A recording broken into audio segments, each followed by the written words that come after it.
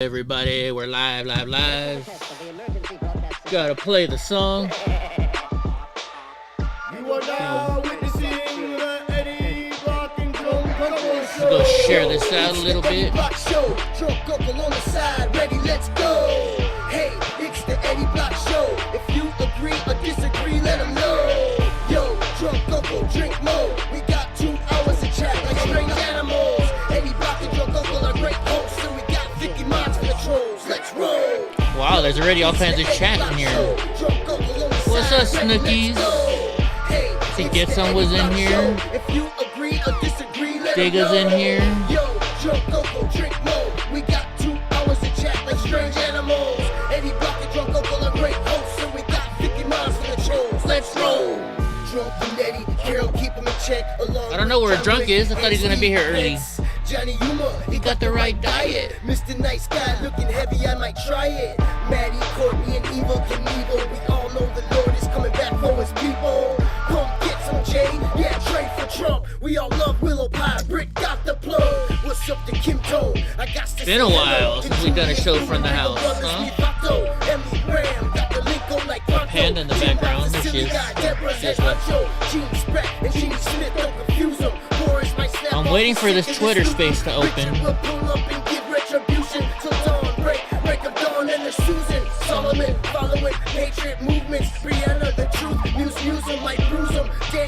What's up, Nomad? We don't fuck around. You can cuss on my channel. Let's start it. Here we go. We do have this special guest who will be joining us within the next hour or two. And so at this point, I'd like to turn it over to Kara Castronova. And thank you, Kara, again, for doing so much to get this organized tonight. We'll try to get as many people on to speak as we can. And so, again, thanks, everybody, for joining us tonight. How do I join their space now? Thank you, Jim. Welcome, everybody. We have some great speakers tonight, like Jim said, so thank you, everybody, for coming on. I see Emerald, Alicia, Tracy, Nicole Ruffett, a bunch of people that are coming on tonight. So tonight we have a special guest who's going to be calling in. It's somebody that has been silenced for over a year now. Today was the end of the Proud Boys trial, and Julie Kelly, Alicia Poe, and sorry, Alicia, I know you hate when I mispronounce your last name, and Nicole Ruffett that we're in the courtroom tonight observing. But the main defendant that surprisingly didn't take the stand, and he's going to inform you why, was Enrique Tarrio, who's going to make a statement tonight. So he's our special guest. Enrique Tarrio, for those of you who are not familiar, is the chairman of the Proud Boys, and he is pretty much one of the most politically persecuted people in the United States, and he really wanted to be able to make a statement to the press and to the people because he was unable to take the stand in his court. So he's going to be calling in around 8:15 to talk and take questions. And just a really brief overview and summary of this Proud Boys trial I'll give, and then I'll turn the speaker over to some of the people that were there in the courtroom, is that it was going on since December. So that's about almost 4 months now. The jury selection started, and anybody that's been paying attention to the January 6 cases knows that they're completely, the jury is completely tarnished, biased. I'm trying to put it on the screen right now. The jury is absolutely incapable of making a fair decision. That's not to say I'm not praying that the Proud Boys will not get a fair shake. The jury is deliberating as we speak. The longer they deliberate, the better. So if they come back tomorrow with a decision, that's not good. But if it goes on for days, that means they're actually weighing facts and they're actually having discussions. And we hope that they're going to be doing that. But so far, with almost every single January 6th case, when there has been a jury, everybody's come back guilty. The Oath Keepers had guilty convictions for seditious conspiracy, although to be fair, they did not find a few of them guilty of seditious conspiracy, but they did. Everybody's come back guilty. There we go. Now the Oath Keepers had guilty convictions for seditious conspiracy, although to be fair, they did not find a few of them guilty of seditious conspiracy, but they did find them guilty of obstruction of of an official hearing. So all of those defendants will be doing a lot of jail time. So right now in the country, it's not a good time if you're a political prisoner because you're just not going to get a fair shake. I was really hopeful that the House GOP was going to actually start an investigative committee, the Judiciary Committee, into the January 6th sham committee from 2 years ago, because it's literally was the biggest sham. But unfortunately, it doesn't seem like they're going in that direction from what I'm hearing. And I feel like we have to definitely pressure them. And as we're speaking, there's still pretrial detention, guys in jail. There's dozens of men in jail right now that are sitting there pretrial 2 years and some months after January 6th. So the one thing I'm going to say that was, I think, most interesting about this trial is the amount of confidential human sources that there were. There were literally over a dozen listed confidential human sources, aka spies, infiltrators that were there on behalf of the FBI, Homeland Security, Sir, even the Capitol Police. And sucks you can't make none of them took the stand. So literally the government refused to bring their own CHSs, confidential human sources, to the stand because in their FBI sworn affidavits, each and every single one of their confidential human sources said the Proud Boys were innocent, said they did not plan anything. They just followed the crowd in just like everybody else that day. There was no plan to go inside of the Capitol. Not a single one. The defense attorneys actually tried to call the confidential human sources and did call too. And the prosecution fought tooth and nail to keep their own witnesses off the stand and to prevent them from telling the truth, which was that the Proud Boys did not plan to go inside the Capitol or did not plan to do any sort of quote unquote insurrection that day. So that was very interesting. The amount of leaks, but there's an FBI leak with some files showing that the FBI actually was spying on attorney-client privilege. The list goes on and on with the stuff. The fact that the judge, the dishonorable Judge Kelly, I like to call him, he literally let this trial go on when one of the defendants hadn't even seen their discovery, which is Dominic Pizzola, and I see his mom on the line right now. So there's so much to talk about tonight, and I know that Alicia was in there, so I want to really give her the speaker. Alicia, if you could tell us a little bit about the closing statements while we wait for Enrique to call in. He'll be calling in any minute now. Tell us about today and yesterday and the closing statements from the attorneys and from the prosecution. That's weird. Hey everyone, I'm so glad everyone's joining in today. I truly do believe this is the trial of the century for the precedents that it sets for free speech and the First Amendment in this country. Throughout this trial, which I've attended for about 3 months, couldn't be there every day. It's 10-hour days, and there's other work that has to be done as our nation is toppling from all different directions. But we saw the government, speak on my phone, like they've done in the select committee hearings, cut and paste text messages that they've gathered over the months. They've gathered over 500,000 text exchanges through Telegram chats and Parler. And really what it shows is that if you express any dismay about the Biden administration or the government, rightfully so, it can and will be used against you in the court of law. And not only that, the government may doctor anything that you say so that they can make their charges. So there's so much that unraveled during these closing arguments. For one, we see Dominic Pizzola. He was actually in fight or fleet mode when he broke a window and allegedly stole a police shield. He did not steal the shield. What actually happened is the police were shooting sting balls, or what people thought was flash grenades, while they were elevated on the Capitol steps at people. So that started to, everyone started to get agitated, scared, pissed off. And ready, you don't know, are these bullets? Are they going to kill you? In some instances, they were getting shot in the face and injured. And what happened there to Pizzola, he was on his back for at least 20 minutes. Oh, I am a speaker. See in the footage that was exhibited on trial. And then there was there was a police shield vacant as an officer went to adjust his belt. You're in here drunk? Grabbed it for safety so he doesn't get shot in the face, and then he went and shattered a pane of the window and walked into the Capitol for a few minutes. And that's very different than what the government's trying to say. We have Enrique Tarrio, who wasn't there. He was actually arrested. We have a former Proud Boy on this trial who I'm going to publish the interview with soon, who says that members of the FBI were constantly targeting them and trying to infiltrate, going to all of their meetings, even one was so brazen as to show their badge and let it be known that he was the FBI trying to investigate. We have Joseph Biggs, who did not take the stand. Why? because everything that you've said, and Joe was an InfoWars journalist, Joe had his own show, everything you've said can and will be used against you. And the government goes back to, in Zachary Real's case, goes back to something he said in August about beating. If Antifa shows up, they're trash talking Antifa. If Antifa shows up, I'll hit him in the head with a dildo. And the whole court breaks into laughter. This is what the government's using to paint them as violent insurrectionists, and again, selectively using stuff that they said in Telegram and Parler against them. And what do we go online just for all you guys that don't have Twitter?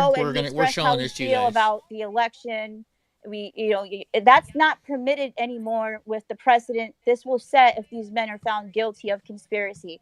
The very thing that's very clear is even the government's witnesses, Jeremy Bertino, Matthew Green, none of them, they all say one thing during their interviews to the FBI numerous times, is that there was no plan on January 6th. No one had a plan. And there's another witness that said the Proud Boys are so disorganized they can't even go to McDonald's, and they can't even get it together. They're just a drinking party.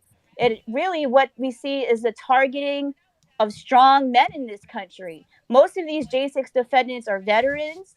Most of them are men, and these are the ones who fight or stand up for us when the drag queens surround you at an Antifa rally. In fact, when I was at a free speech rally across the street, there was Antifa, and drag queens surrounded me, and a Proud Boy came to the rescue. How ironic. Here we are now, 4 years later, and we see the government in this insurrection against anyone that's an American, anyone that's a patriot, and everyone that's going to sound off about the Biden administration being illegitimate.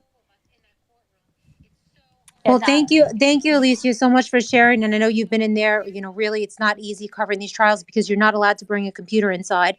You have to literally shorthand everything and remember everything. And there's just so much going on when there's so few of us in that courtroom.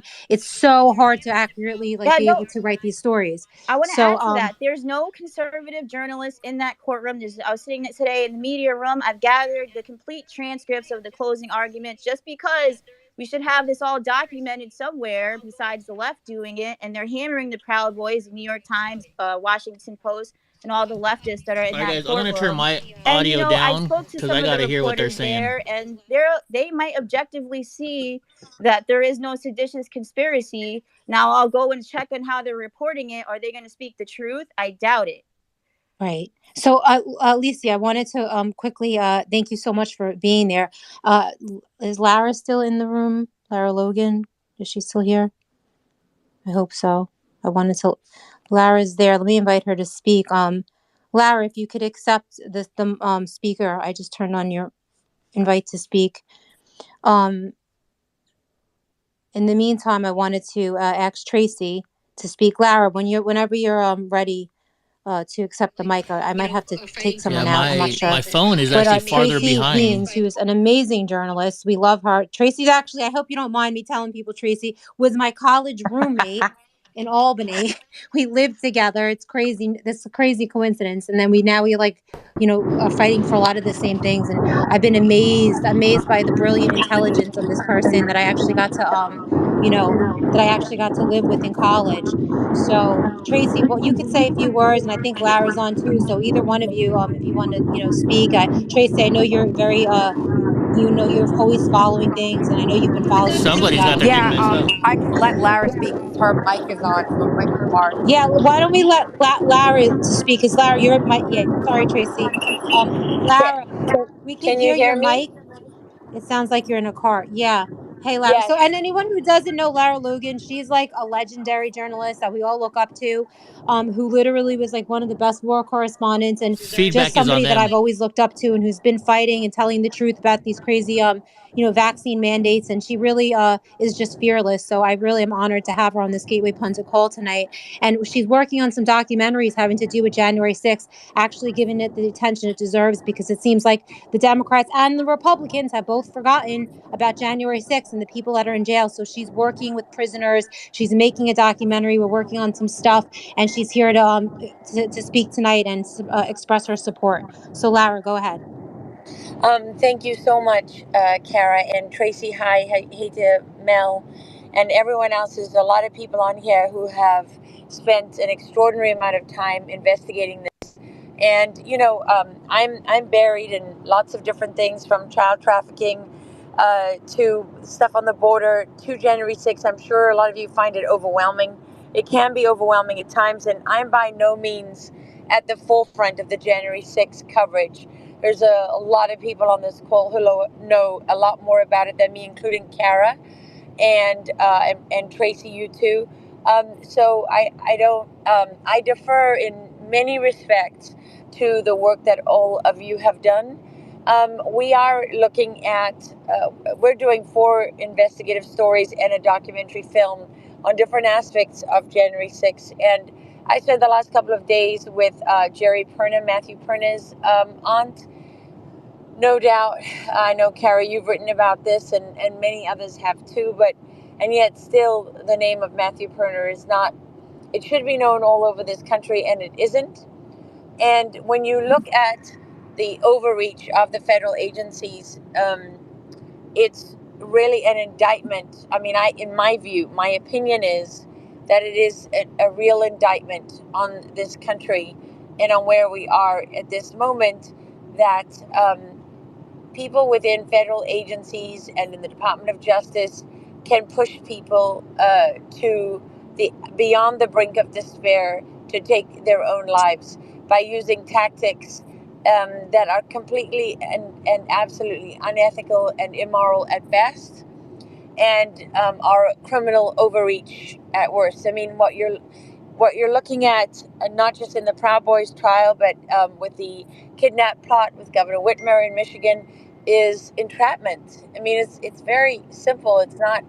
I mean, it's not difficult. And Tracy, I believe you were a lawyer. I know you can speak to this. I just I don't really. I mean, I do understand, of course, but at the same time, we have this sense. It's so strongly indoctrinated into us that that these agencies and law enforcement and so on just really should. They can't be going so far on such a grand scale, and yet they are. And it seems to me that the confidential sources and the operatives on the ground are the heart and soul of getting to the truth about January 6th. And one of the things that I have learned along the way is that it's very convenient for them if you focus on the FBI. The reality is that there were confidential human sources and operatives and undercovers on the ground from many different agencies across the United States government. The Metropolitan Police Department, I believe in the Proud Boys trial, has actually been forced by the defense to admit that there were people there, undercovers there from the Special Narcotics Division, and we know that the Department of Homeland Security Joint Terrorism Task Force (JTTF) agents were already at the door of Jeremy Brown, a U.S. Army Green Beret veteran of 20 years, before January 6th, trying to recruit him to snitch on the Oath Keepers. And of course, as all of you know, when Jeremy wouldn't do that, and ultimately released a recording, of course, he was subjected to a search operation that yielded evidence and things that he insists to this day were planted. And that's in spite of course, being convicted. He is appealing that. But what's happening over and over again is that the evidence, for example, of the 2 agents trying to recruit him, who he then exposed, is declared inadmissible in the trial by the judge. So the jury never gets to hear about this. They never get to understand it. They never get to understand the role. Because, of course, they say, well, this is separate to January 6th. This is explosives and weapons and other things found at your home during the search. And, of course, what happens is that they inevitably bring in January 6th to convict him and to sentence him, and yet he's not allowed to bring it in. So there's one miscarriage of justice after another that is happening. as you all know. And then at the same time, there is, just like Kara, you just pointed out that the FBI confidential sources, because they didn't yield anything damning or helpful to the prosecution, that evidence is kept out of the trial. So it's not just what they are doing, things like entrapment. It's also the things it's how they have figured out how to abuse the judicial process. All right, guys. As soon as they get to, I'm staying quiet. I'm letting it play, but when it gets time to my talk, then you That gotta I let am me know. looking at that many of you may find useful and may not be familiar with is and it's called parallel construction. And Tracy, I bet you've heard of this. Maybe you too, Mel. Parallel construction is what was used, and it was explained by Robert Mueller when he was head of the FBI um, through 9/11 and shortly afterwards. It is something that the FBI uses. So when they go to the NSA database or to other sources of information that are acquired Yes. without a warrant, so it's basically warrantless surveillance, which is illegal, has been declared by two federal judges in two separate cases to be inadmissible in court and to be illegal. The FBI knows that anyway because Robert Mueller admitted to using parallel construction. They justify it by saying, well, we get information from the NSA in order to protect their sources and methods and so on and so on. We have to create a parallel chain of evidence. What they essentially do is they hide from the court and the judge that they have acquired this information through warrantless surveillance because they know it's in violation of the Fourth Amendment. And they create a parallel chain of evidence. And if you look at the 171-page report that Condemned USA has recently sent to various members of Congress and published, it includes many details in there, such as, whether someone is getting divorced from their wife or having problems at home, all kinds of personal information that are not Right. directly relevant to the criminal charges or the criminal investigation. But what they are relevant to is how to pressure and manipulate and break people. And why am I raising this? Because that's the kind of thing that they did to Matthew Perna, which pushed him to take his life. Like scheduling a hearing. Lara, I don't want to interrupt you, Okay, but my very last thing, Enrique's on. my very, very last thing, scheduling a hearing on the 5th anniversary of his mother's death. That's the kind of thing they do to break you psychologically. Okay, I'm done.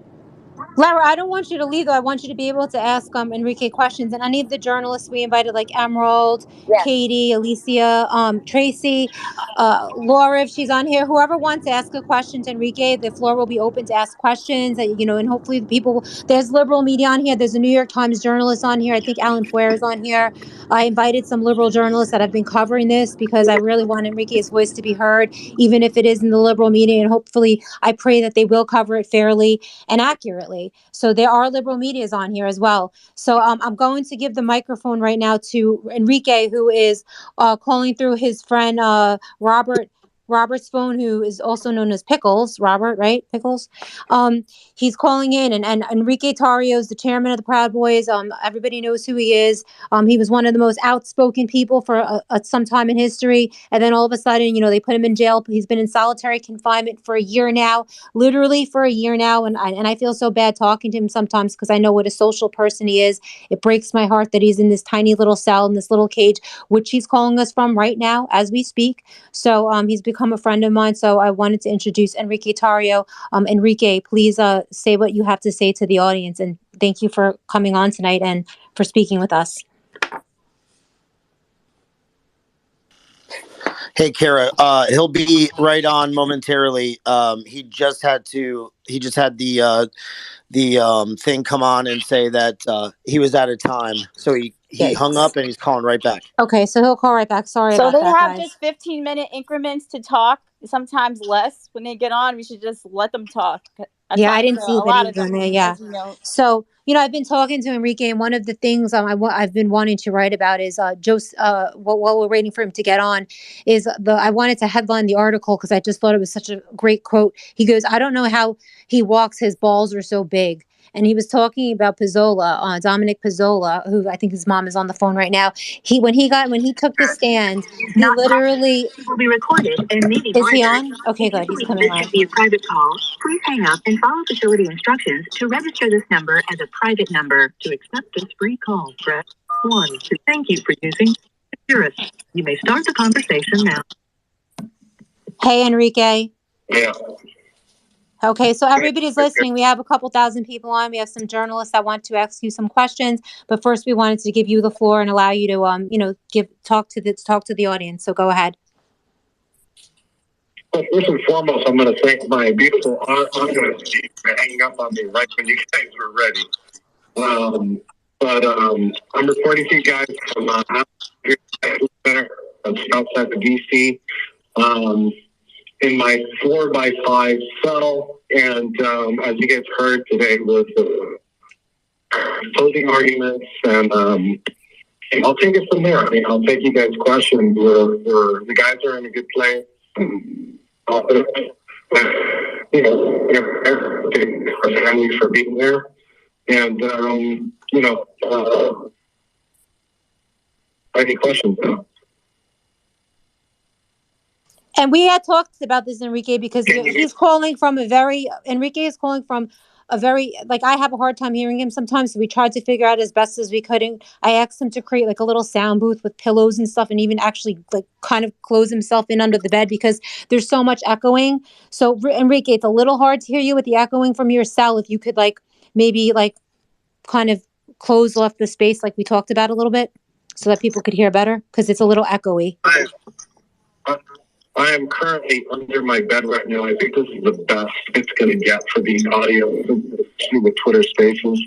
Okay, because we tried to figure out a way to create a soundproof box for him, and we came up with the idea that if he goes under his bed, it would be like soundproof. It would create like soundproof because his voice bounces off the walls sometimes. But okay, so Enrique, you had your trial today. I know that you didn't testify, and a lot of people were wondering why you didn't take the stand. And you had expressed that to me, and we had gone back and forth trying to decide what was the best idea. So why did you decide not to take the stand? So first and foremost, before I say anything, because obviously if you've been following this trial, some questions I won't be able to answer, okay? Just simply because it's an ongoing trial. It's in front of the jury right now, and just, we don't want to, our most important thing to us right now is our freedom, and we wouldn't want to compromise that in any way. So, but yes, I could answer your question as far as not testifying goes.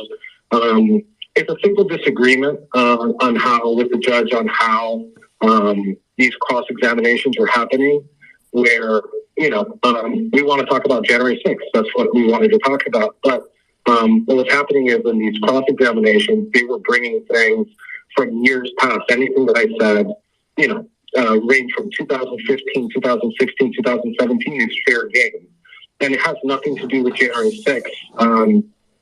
So we were afraid that they were just going to use old statements, and just try to muddy up the waters, when at the end of the day, what we're trying to do is get to the bottom of what happened on January 6th. And we've heard that multiple times in this courtroom, in multiple courtrooms. We've heard it from the January 6th committee, the unselect committee. Everybody's trying to get down to what went on January 6th. Okay, but what's happening in some of these cases is we're not talking about January 6th anymore. We're talking about statements that people made in the past, conversations, associations. We saw that multiple times in this case. We've seen it in other cases. And again, it's not anything. It's a simple disagreement with how the court has ruled, and we respect the court for ruling in that way. But it is very difficult to try to fight a case about January 6th, and they're bringing in evidence from almost 6-7 years ago. Could I interrupt really quickly, Enrique? Because he doesn't want to be, he's being nice about it because he's on trial right now. But the reality of it is, the judge was allowing evidence to be brought into trial that was prejudicial and would make, and, things he had said before that might be perceived as sexist or chauvinistic, and really get the jury to dislike him by bringing in stuff from years ago. And the judge was letting stuff like this get brought into the courtroom. So hold on, Alicia, one sec. They really had to decide, because I have to mute myself in a second. They really had to decide whether or not they wanted to like risk that. So it's really kind of messed up, but that's one of the reasons I think. And the judge the judge also allowed the prosecutors to withhold evidence about the CHSs. Right. I'm sorry. Can you guys hear me? Yes. No, we can talk about things in general. So yes, me, myself in general, some of the guys in general, and just I guess the Proud Boys in general. Actually, you know what? It's not just Proud Boys; it's Americans in general. We see a lot of things in our club. We see a lot of things. I don't care where. Things that he I don't care if you're a minority. I don't care if you're missing a leg. I don't care in spite of course, being Block, for example, EddieBlock's on a Twitter, and what's he happening rips over on and me. over I again rip is on that him. the evidence, for example, of I'm not the making fun of you, no trying to matter what recruit it him, is. who he then And we feel exposed, I'm here for you, buddy. what they were trying to do. is What declared people are trying inadmissible to in the do, trial and this by is the in judge. general, again, I'm So the speaking jury never gets to hear about this. They never get to manipulate how we understand it. They talk never to get each to other understand the in the role. locker room. Because, of And course, it's they not say, fair. well, this is separate from Really January isn't. 6th. This is explosives and We're weapons proud of it. and other things We're not found shy away from home it. during the search. But the problem And, of is, course, it's what being used, and then now I'm going to talk about just is that courts they in general, inevitably bring in these January trials in 6th to general, convict him not and to mine sentence him, specifically, but and yet he's not allowed to bring it in. against So other people. there's And one miscarriage of it's justice not after right. another It's not that the is justice system happening, that you grew up in civics class learning you about. all know. And then at the same time, there is, just like Carrie, you just pointed out that the FBI confidential sources, because they didn't wield anything damning Yes. or helpful This is to Tracy the Beans. I have a prosecution, question for you, if that's that okay. evidence is kept How out are of the you trial. allowed to typically use the phone from your cell, and what are conditions like for you guys there? And have you experienced any improvement in how you're all being treated? Okay, so that I could definitely talk about without a problem, because that has nothing to do with court. We are currently, like I said, in Alexandria Detention Center. All of us in our trial are locked in 23 hours a day. Very tiny cell. We only get out for an hour, and within that hour we have to cook, we have to shower, we got to make our phone calls. Alexandria does have the benefit of having a tablet where we can make our phone calls from, which is where you're hearing me from now. And I will tell you that the deputies here that work at the sheriff's office, because this is the actual sheriff's office, are a little bit better than in other places. But the problem isn't if the deputies are good or not. The problem is that we're locked in 23 hours a day, not because we do anything, not because we're violent, not because we're assaulted. I get along with everybody. The problem is it's because of who we are. And we're always told that it's for your own protection. Listen, we've been in general population in some instances, and we've never had a single issue. But it's really meant to break our spirits. I will tell you that it is meant to break our spirits. But again, we're a happy bunch. All five of us are a very happy bunch. We've stayed positive with this whole thing. Are there things that I miss about the outside world? Of course. And it angers us, I guess. And I'm going to speak for the five of us. It angers us more than usual because we know we're innocent.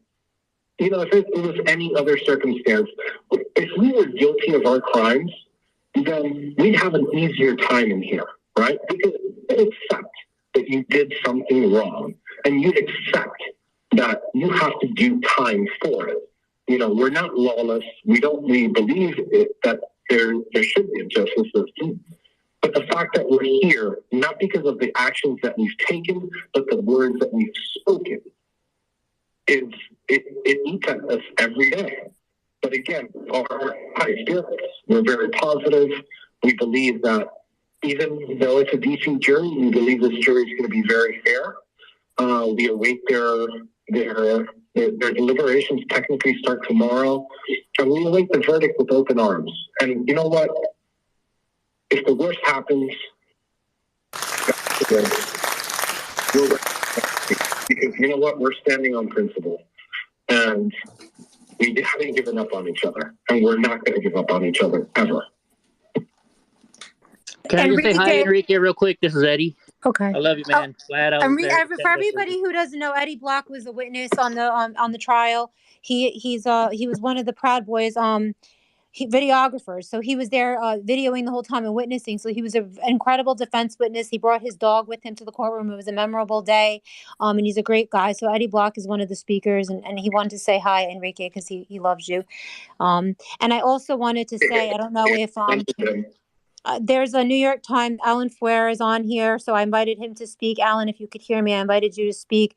And I also invited Ryan Riley and Kyle Cheney also, who are also both from different news organizations. I think one is NBC, and Kyle Cheney, I believe he's from Politico, but I'm not sure, because we want everybody to be able to ask questions to Enrique.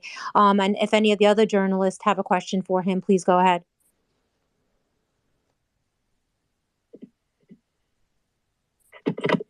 I would like to ask a question. If you can hear me, Enrique, I'm really sorry that you're in this position. And is there anything that you can tell us about confidential informants and how heavily infiltrated you believe the Proud Boys had become now, you know, what you know now with hindsight?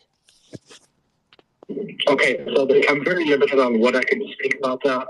For obvious reasons. The only thing I can tell you is, you know, especially those that have been keeping up with our trial, the government has stipulated that there's 8 CHSs that were there or were in our communications channel between, I believe, the month of November through January. That's the most I can tell you about this case. I can speak as to the FBI generally. I will tell you from a little bit of experience in the past.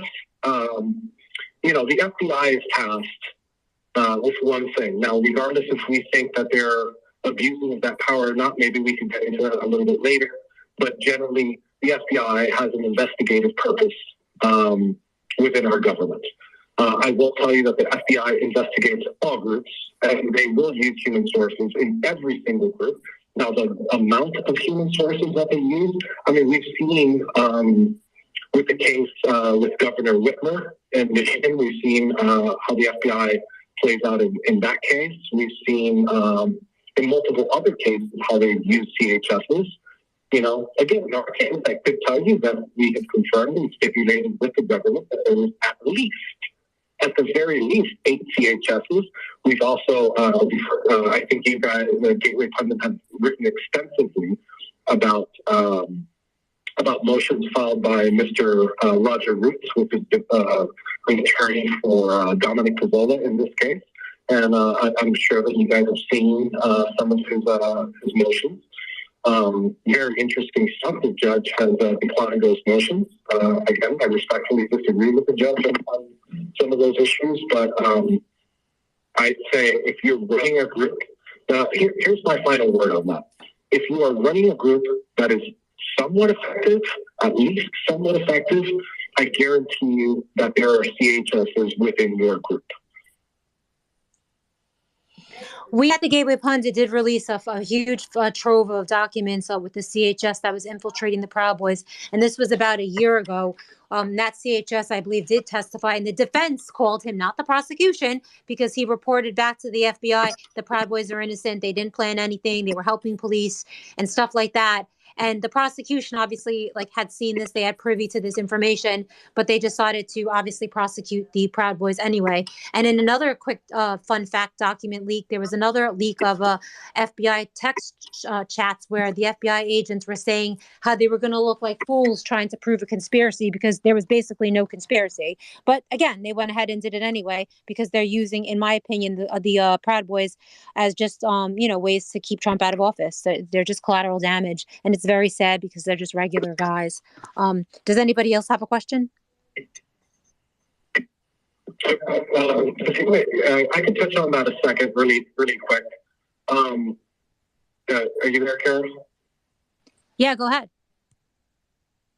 Okay, so another thing that I find, we have limited information while we're in here, and we don't have access to on-the-spot news articles or whatever it takes to do some research. But I believe the investigation on the weaponization of the federal government that's led by, correct me if I'm wrong here, it's Jim Jordan.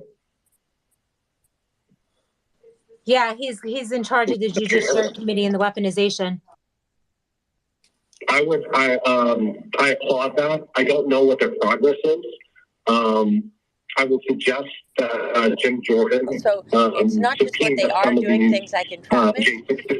It's also the things it's how they have figured out how to abuse. The DOJ has been weaponized when it comes to some of these January 6 cases. Again, I'm not speaking to mine specifically, but it has been weaponized to a lot of these January 6 cases. I'm going to be dead honest. If you walk in the building, I agree. Maybe you should get hit with trespassing. If you assaulted a police officer, fine, get hit with assault on a police officer. If you broke something, if you stole something, get charged that way. But that's not what we're seeing here in a lot of these cases. What we're seeing here with a lot of these cases is they're overcharging these cases. They want to give multiple years, decades. In some of these cases, I'll tell you, in an Oath Keeper's case, I pray for them every day. In the Oath Keeper's case, I don't know what they're going to sentence them to,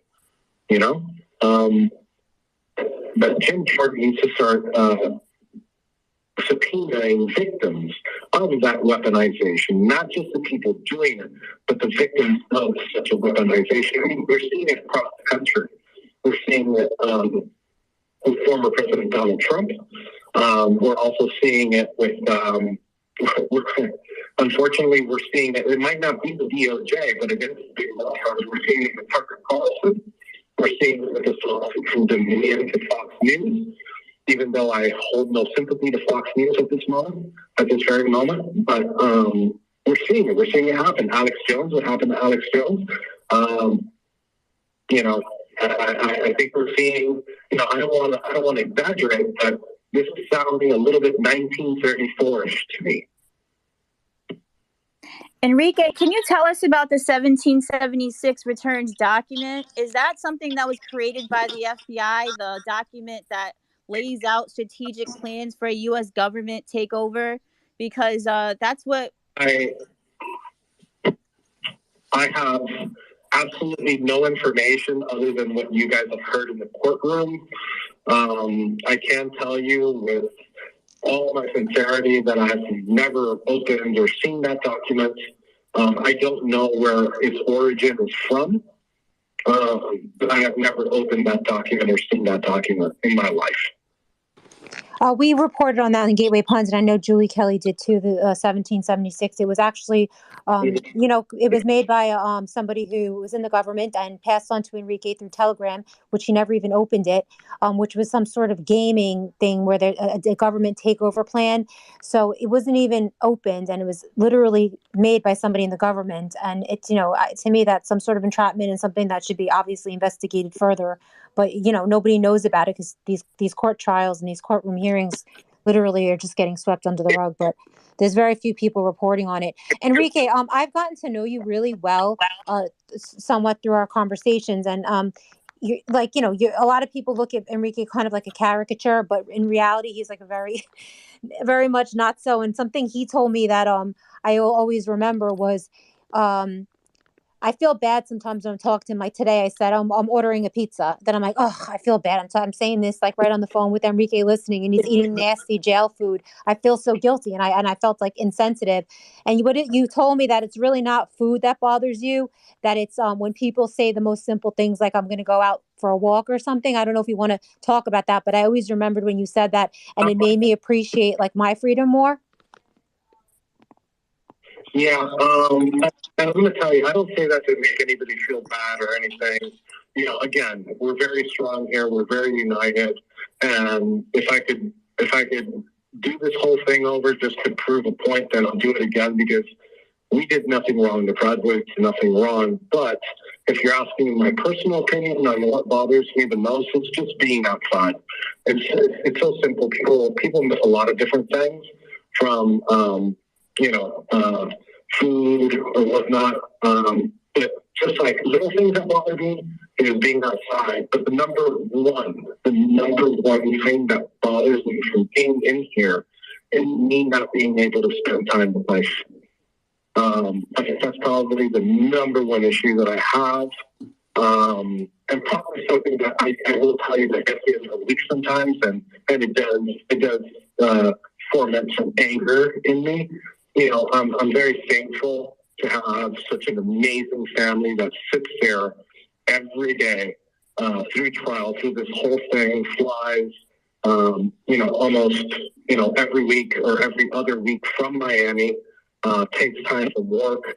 I got a beautiful mother, a beautiful woman that sits there every day. And, I can't be luckier to have them and the rest of my family on the side.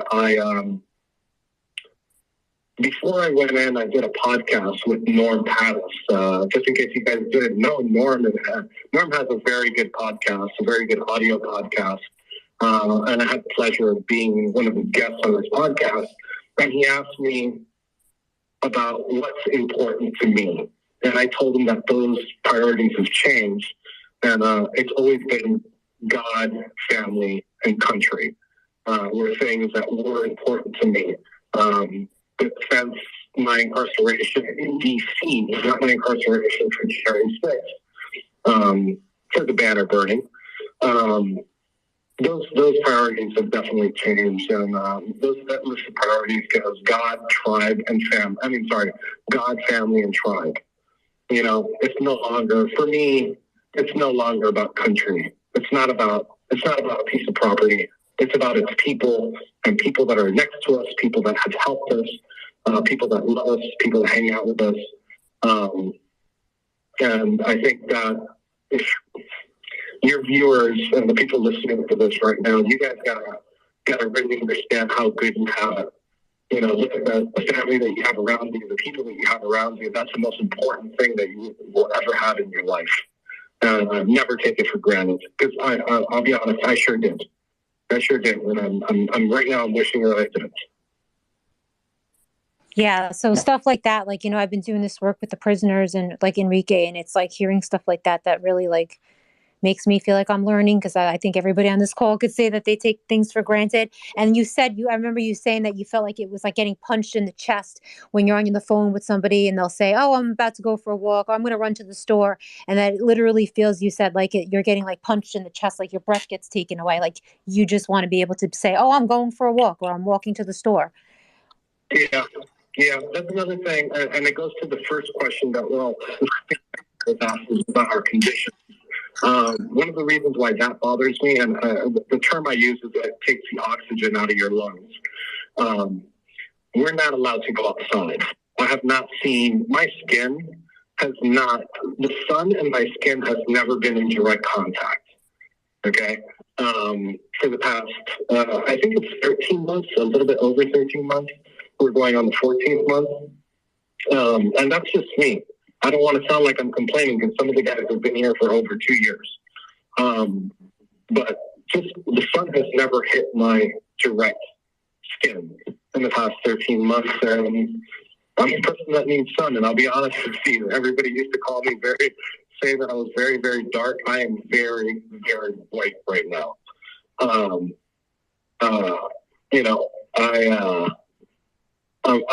so white that that I might start liking mayonnaise.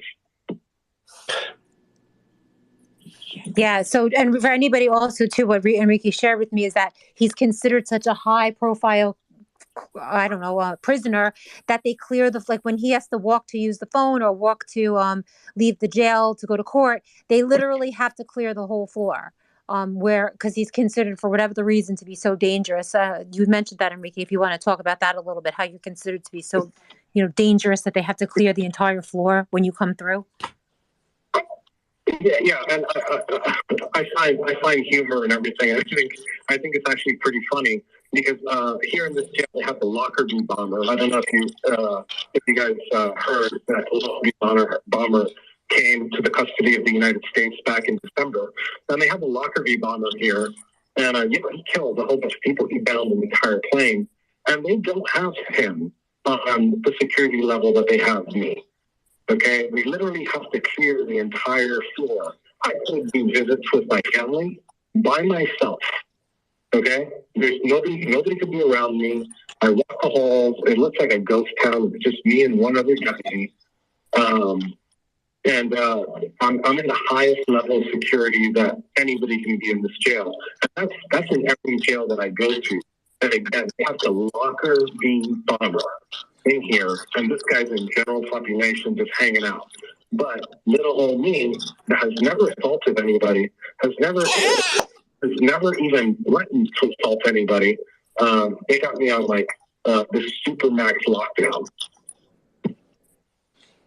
Wow. I see that Silk is connecting from Diamond and Silk, which is amazing. Hopefully her speaker comes through and she could ask a question because we love her. So it looks like she's connecting in. And I know that John Tobacco, you had a question for Enrique. From John Tobacco from Newsmax. Go ahead, John. Hey, Karen.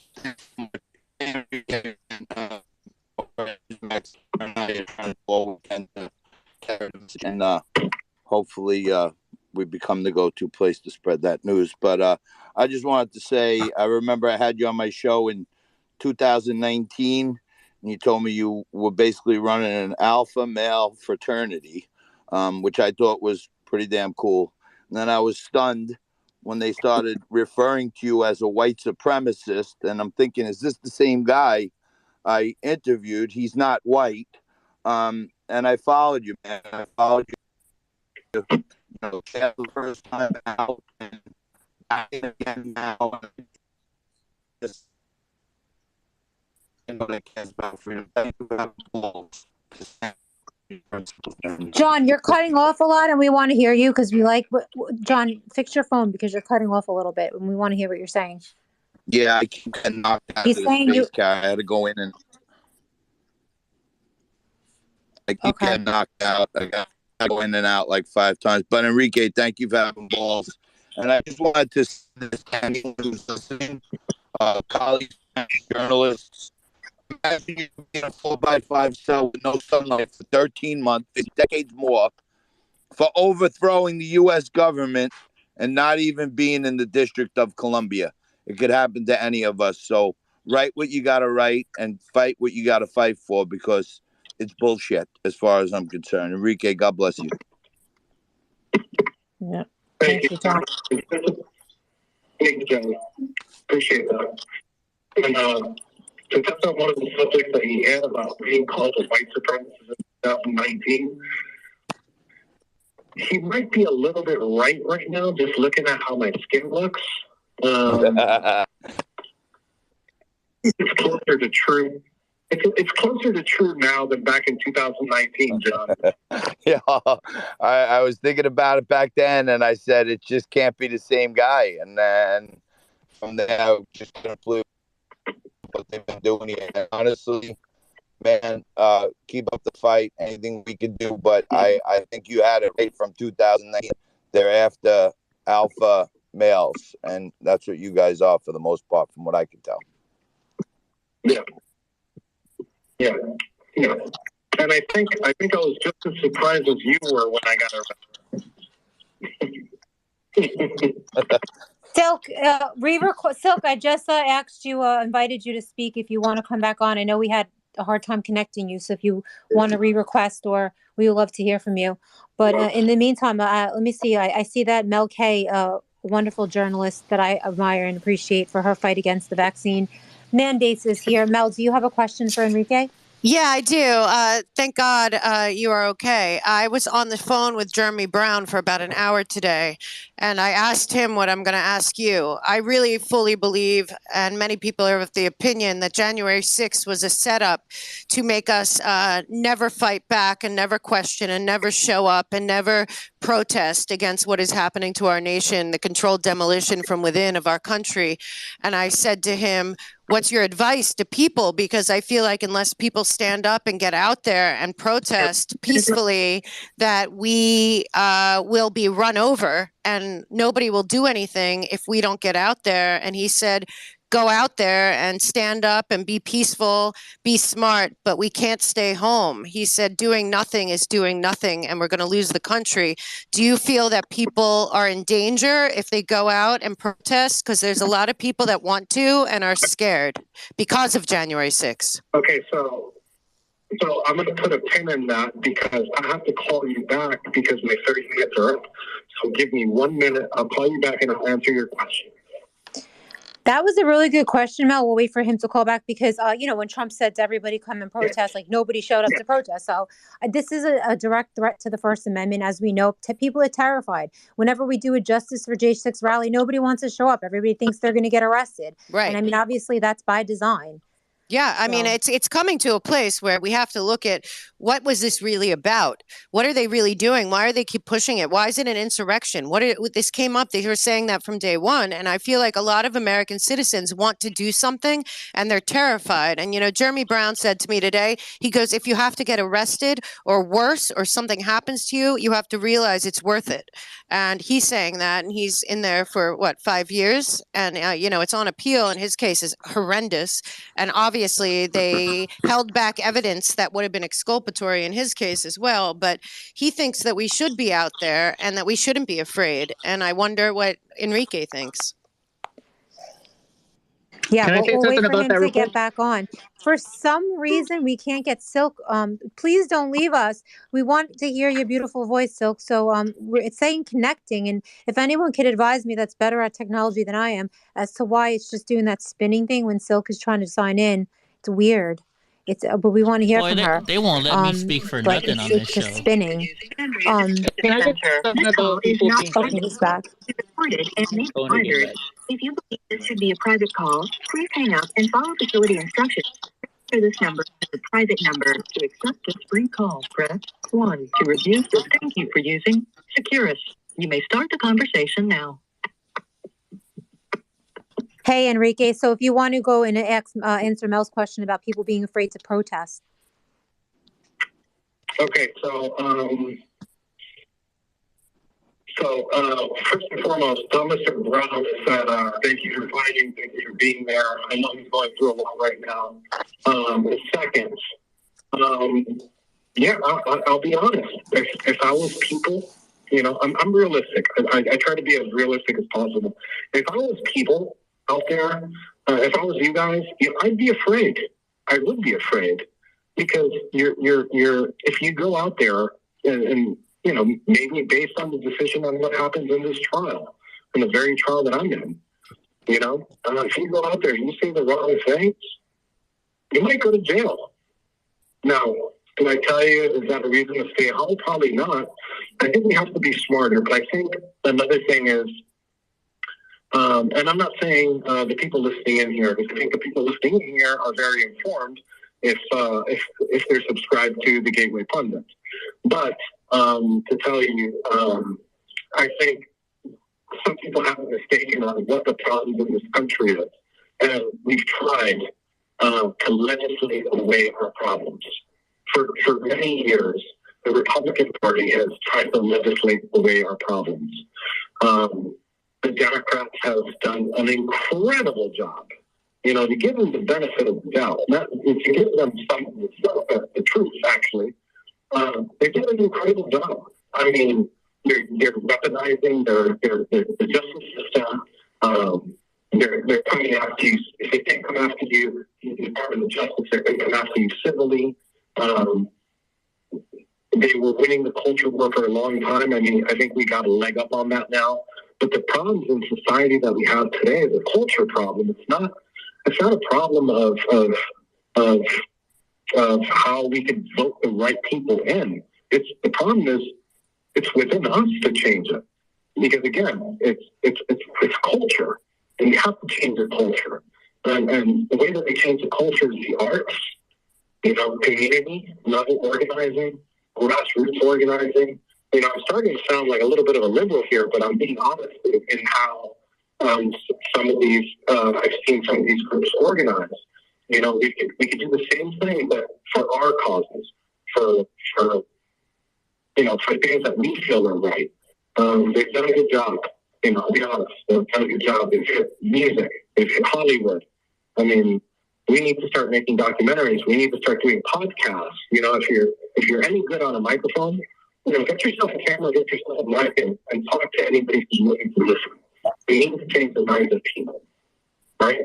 The key to our success is replicating ourselves. If we can replicate ourselves at least just once, we can win. And there's two ways of replicating yourself.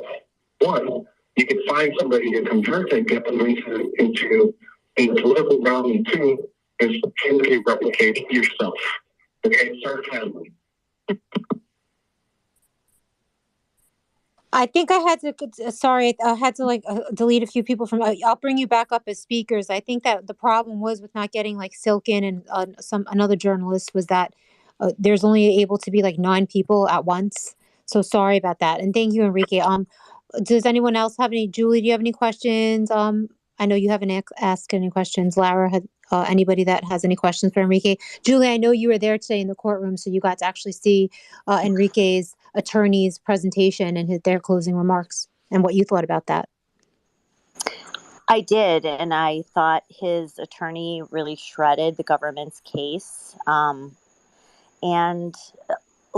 Look, this is a First Amendment case, and I think that the defense attorneys hopefully successfully, made that argument.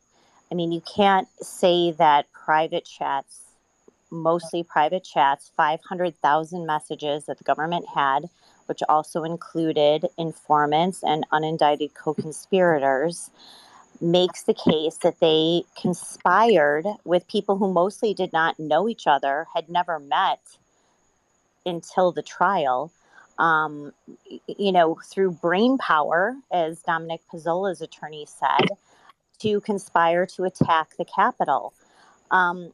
My biggest concern, though, is the judge and the jury, because we know that DOJ has a near, 99% conviction rate. Judge Kelly has been very problematic in a lot of his rulings, mostly because he has not allowed innocent men for almost 2 years to be released back home, men who are veterans, men who have no criminal record. He has detained them for almost 2 years, which puts him in a position of being invested in a conviction.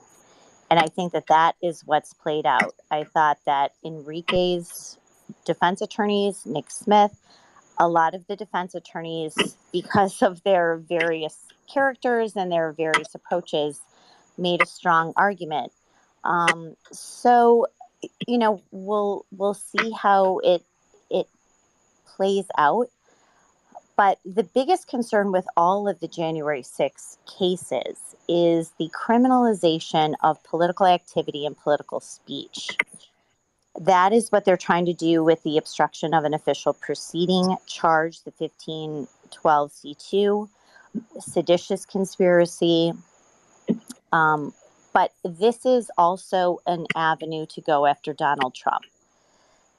Everyone involved in this is simply, as one attorney, I think it was Stephen Metcalf, said, is a pawn. They are a pawn to get Donald Trump and people around him to eventually indict all of them for conspiracy, obstruction of an official proceeding, numerous charges. And so, that's my takeaway from my sort of limited personal attentiveness, because I'm not in DC and you have to be there to cover the trials. But the real villain in all of this is Judge Tim Kelly, who has acted as nothing more than a rubber stamp, an extra lawyer on the prosecutor's side, on the prosecution side. So I think in terms of how this all plays out for an appeal or a verdict, regardless of what the outcome is with this verdict, this case, I believe, is far from over. And look, I also extensively covered the Whitmer Fednapping hoax. The 2 trials in April, which resulted in 2 acquittals, 2 hung juror, 1 juror who did not convict All right, Gary guys. Fox and Adam I'm gonna Fox. start cutting this chick off. And then the judge was very active in the second trial in Reason why I'm gonna cut this chick that off. also involved numerous more. Number one, this chick is not saying stuff like it's supposed to be said. She is way off. And they're, like, Enrique's gone now. But, like, they cut me off. They're saying Nick Smith is Enrique's lawyer. I mean, these people aren't even watching the frickin' show. Nick Smith is not Enrique's lawyer. Nick Smith is Rufio's lawyer. Ethan Nordine. I mean, these people don't know what the fuck they're talking about. How are these people having a show like this, right? If they don't even know the fucking facts. They're mainstream media, guys. I mean, what do you expect from it? Like, I'll turn it back up a little bit. Here's my cell phone, my Bluetooth. I was on there. Let me go back in there and see if it's still in here. After he successfully pulled off the Whitmer Fednapping So I can turn this down. But I mean, you know what I'm gonna do? I just text like I'm actually in a text group right now where we're all talking about and stuff. We have Enrique's phone number. Enrique has our phone number. We'll just get fucking Enrique to call us himself. Right? Right. I mean, why the fuck should we be going through these people that you can tell they don't know anything about the trial? Like, they're talking about people not being able to testify. I have friends who couldn't testify. I mean, drunk uncle, how much well, I'm not gonna, didn't I take a whole shitload of cash with me? Because I was told I was gonna get arrested. Didn't I tell you and ask you if you'd watch Donnie? Because I was about to get arrested for going to testify. I remember the dog thing. I don't remember the cash thing. But, well, I mean, they told me to take cash. So I took bail money. Let's put it that way. So, I mean, and this is the Gateway Pundit. You know, you would think the Gateway Pundit would have their news down, right?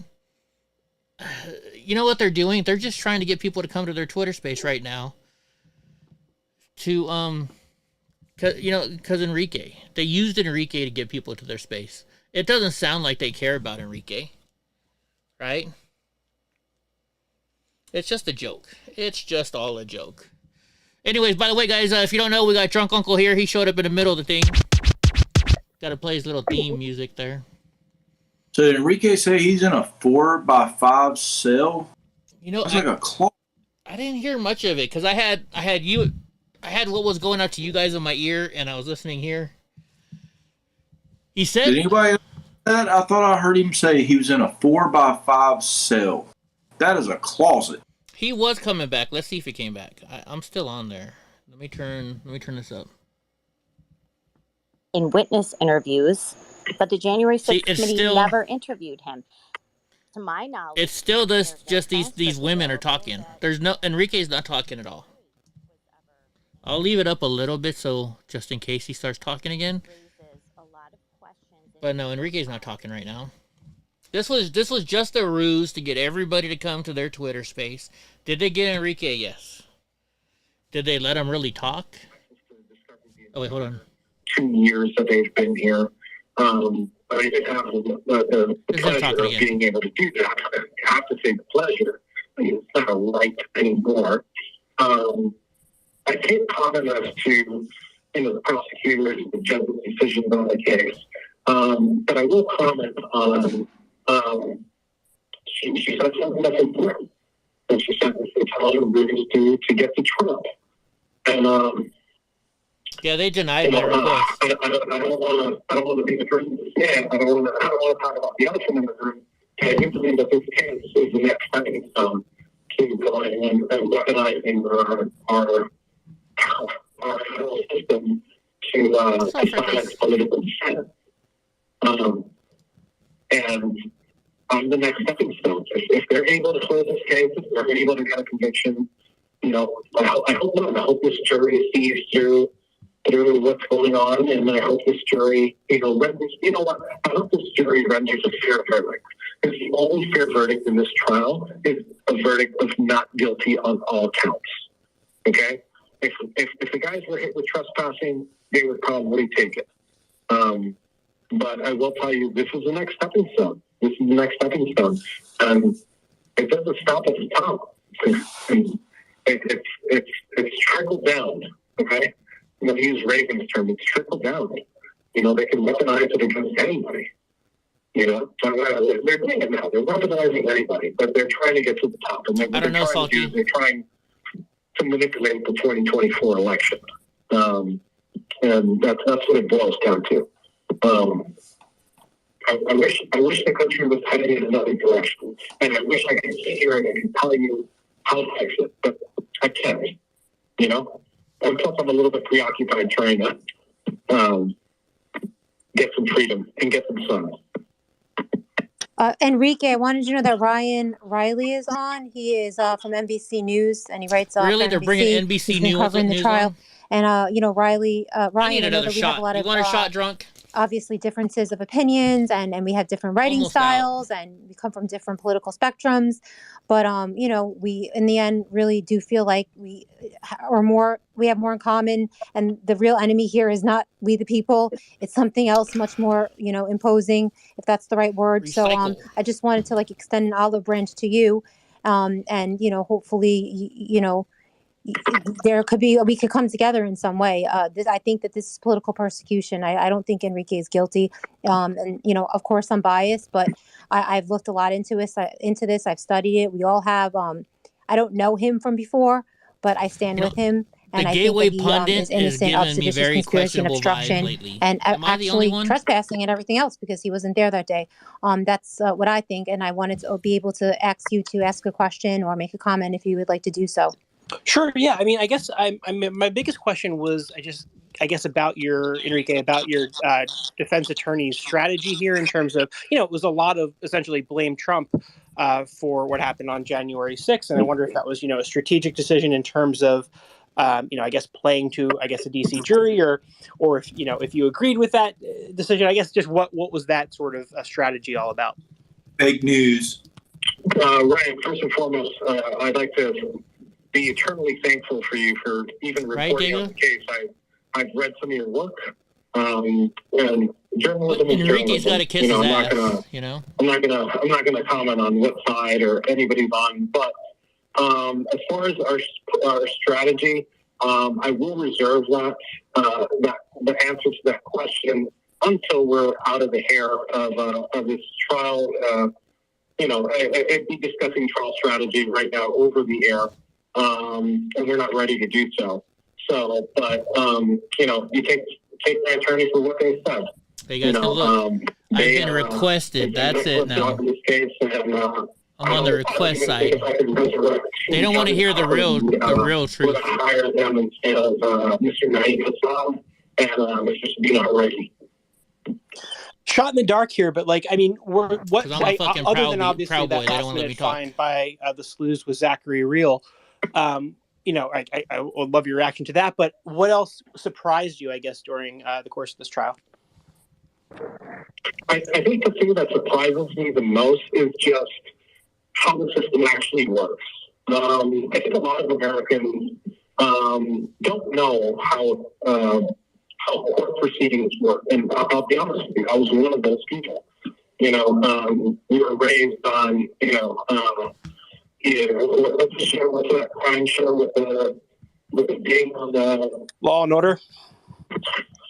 Law and Order. We're raised on Law and Order, and we think we know exactly how the court works, and we do. We don't know how the rules of evidence work. I didn't know how the rules of evidence work. And it's a learn as you go experience for me. I've always been. I ran for Congress in 2020. And my main statement was criminal justice reform. And I didn't get more treats. Criminal justice reform, but now I'll be honest with you, I know a lot more. With the I thought that me being able to argue some of these points, things that I believe are true. We haven't been able to argue some of those points. I'm happy that the judge sided with Dominic Pizzola on his motion for an instruction for self-defense. I thought that was pretty good. But, again, the only thing that surprised me is how the system works.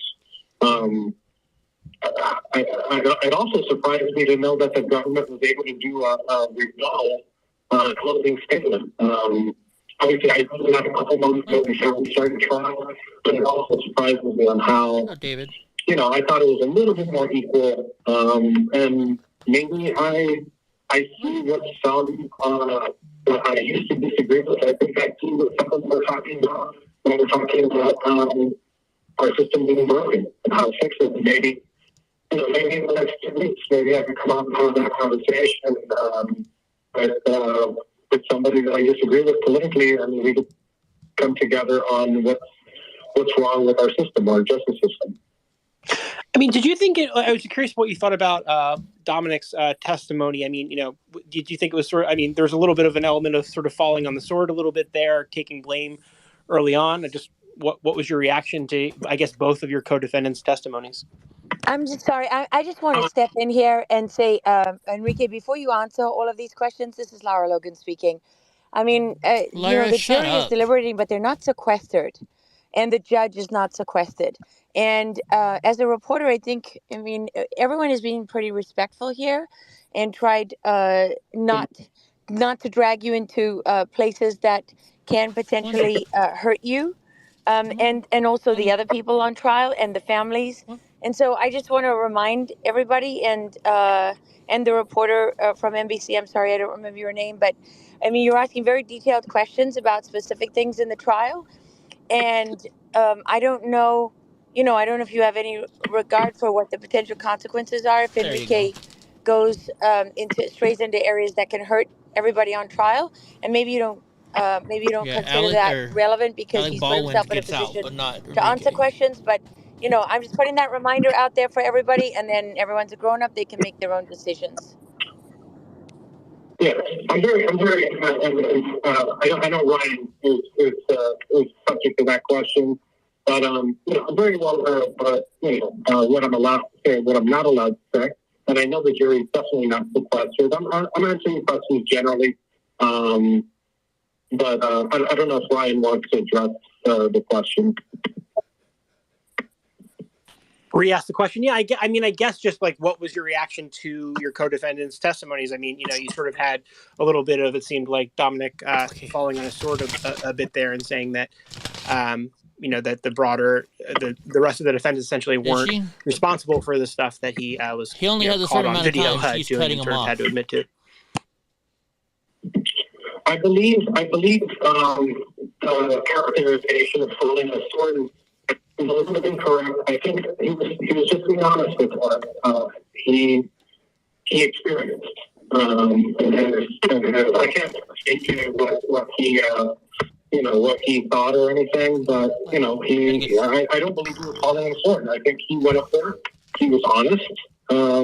He was very clear. I mean, the premise of the question, Enrique, just so you know, the premise of the question suggests that by falling on your sword, you're taking responsibility for something that you shouldn't have done. In a sense, it's a kind of, the context of it is suggesting that there's an admission of guilt, that you need to fall on your sword. And so, and I think I just want to be very clear that you're not suggesting that Dominic is guilty of anything. Is anyone suggesting that? Laura, he admitted on the stand that he was, listen, he's on the stand, he conceded to certain facts is all I'm saying there. He conceded to certain things that were caught on video. I don't think that, it can be under dispute what the cost of the window is, but no one's disputing that, it would be ridiculous for him to have come up and had disputed that he is banged in a window with a police shield. He can tell us, but essentially he admitted to, this was just what happened in court. He admitted to a lot of just the facts of what happened. Whether or not, how you apply those to the law is a different question. That's right. And how you apply them in the story is an open question, right? And I just want to make sure, because it's very easy to take things that were admitted to and then apply them. Admitting to holding up, a shield is not the same to admitting to insurrection. So let's just be very clear on that. Can I jump in real quick? Yeah. So, can you guys hear me? Yes. Can I jump in real quick, though? Okay. No, and just to say again what my point was, I don't agree with the characterization of falling on a sword. I think, like I said, he was up there, he was honest with every oath. and he said his truth. And I believe that the jury saw that, and I'm hoping that the jury saw that. And again, it's up to them. It's up to them to see what the truth is. What the facts are, what the facts they accept. And the only thing I can say about Dominic is he's a person that I said this a couple times. I don't know how the balls fit between his legs. He was very honest. He was very blunt, and we'll see. We'll see how the end plays out. Everybody your tie. Show everybody your tie. I know that you mentioned really quickly. I'm going to briefly because I'm going to try to still write about it. I know it's his testimony was last week, but he basically, if anyone could have just decided to testify against you guys to become, to work with the FBI, it would have been Dominic, because for anyone who doesn't know this, there were 5 defendants on the case, and Dominic did not meet any of them. They're all being charged with seditious conspiracy together, and Dominic, the first time he met any of these 4 men was the first day of trial. So if anyone would have decided to work with the government, it would have been him, because he had he didn't really know them. He had no loyalty to them because he had never met them, and he still didn't. And Enrique was really impressed by that. I remember we had that conversation, and that's Dominic Pizzola that I'm talking about. And also, I had seen a leaked FBI document, a conversation, a chat of FBI agents actually talking about how Dominic was having monetary problems with his house and how he has kids, so maybe he would be someone great that they could target that might work with them. And it's really disgusting that they're doing that. So they really targeted Dominic, knowing that he has young children, knowing that he was having financial problems at the time, as someone that they were hoping would turn and flip and become a prosecution witness against Enrique and the rest of the Proud Boys. And he didn't. So I think that speaks volumes about his character. And Enrique said to me a number of times, they don't make guys like Dominic Pizzola anymore. Enrique, go ahead. Just to tell you how I feel about that, and as we've seen, and I'm going to speak generally here, as we've seen with a lot of January 6 cases, a lot of people lie to get out of their mix, and my point is, Dominic could have easily just lied, and he could have been home. He could have been home with his wife and his mother, and his kids. And he could have been in his warm bed, and all he had to do was lie. And he didn't. He decided that he wanted to tell the truth, and he decided what was right and what was wrong. And he's there. And like I'll repeat it, I don't know how the balls fit between his legs. Dominic, I met Dominic in December, and he's a grade A dude. And I think, again, and I think this jury's going to see it. I think this jury's going to see what the issues are with this case. Because this case is going to have its, if it doesn't go the right way, I'm still requesting, guys. Not for us, but for the American people as a whole. I'm going to ask a question that I think is safe. Obviously, your choice. Why are they still really letting NBC about your ask relationship questions with the MPD officer and how that all sort of played out? That was a big part of your defense's case. And can I just jump in here? Thank you for that question, Ryan. I just want to, again, add the disclaimer because a lot of people are concerned in the comments. Enrique, just the disclaimer to know that, obviously everything you say will be used against you. And Ryan, this is nothing against you. While it's just she's that, speaking, guys, he's if on you a see the trial footage right now, on your left, we want to just make sure you're aware, Enrique, that anything you say, January obviously, 6th, 360 camera. is being listened to. So just wanted to give you that disclaimer. I'm sorry to interrupt. I know, Enrique, that you wanted this, and I know it must be so frustrating for you to have your voice taken from you. But I think that we should, the first person He's that also a grown adult, and he waited until he's a grown adult. I understand, man. Ryan. Shut up, NBC. Let's ask Are you a journalist or are you a defense attorney? Shut up, NBC. Do you think that Enrique is guilty of insurrection? Him and Dominic and the others. Do you believe that this was a real insurrection? Good question. I'm asking questions of a grown adult man, and you're treating him like he's a child. I'm asking you a question. You're a grown man. Stop. You answer the question. Do you believe that he's guilty? Because if you do, then all you're doing is looking for evidence to support the case is over. There's no more evidence. I know you used to do this sort of thing. But used to do this sort of thing. I do it now, asshole. All right. And I don't need you to insult me. I want you to answer the question. All right. Do you believe? Whoa. No. No. Do you believe that Enrique and the Proud Boys are guilty of insurrection? Fuck no. Do you believe that? Because This if you isn't a do, then all Q&A you're with doing is me, looking Laura. for colonels to support what you believe. I mean, and look how that is many wrong. Look how many people are on Kara, here. can I please interject here for a second? Yeah, and this is the worst time it. because, Okay, now I like listen, Laura. Julia, I'm going to have to ask you guys to moderate it because for 10 minutes I have to go on Greg Kelly. I'm literally about to go on a Zoom. So I'm hoping you guys could keep it together.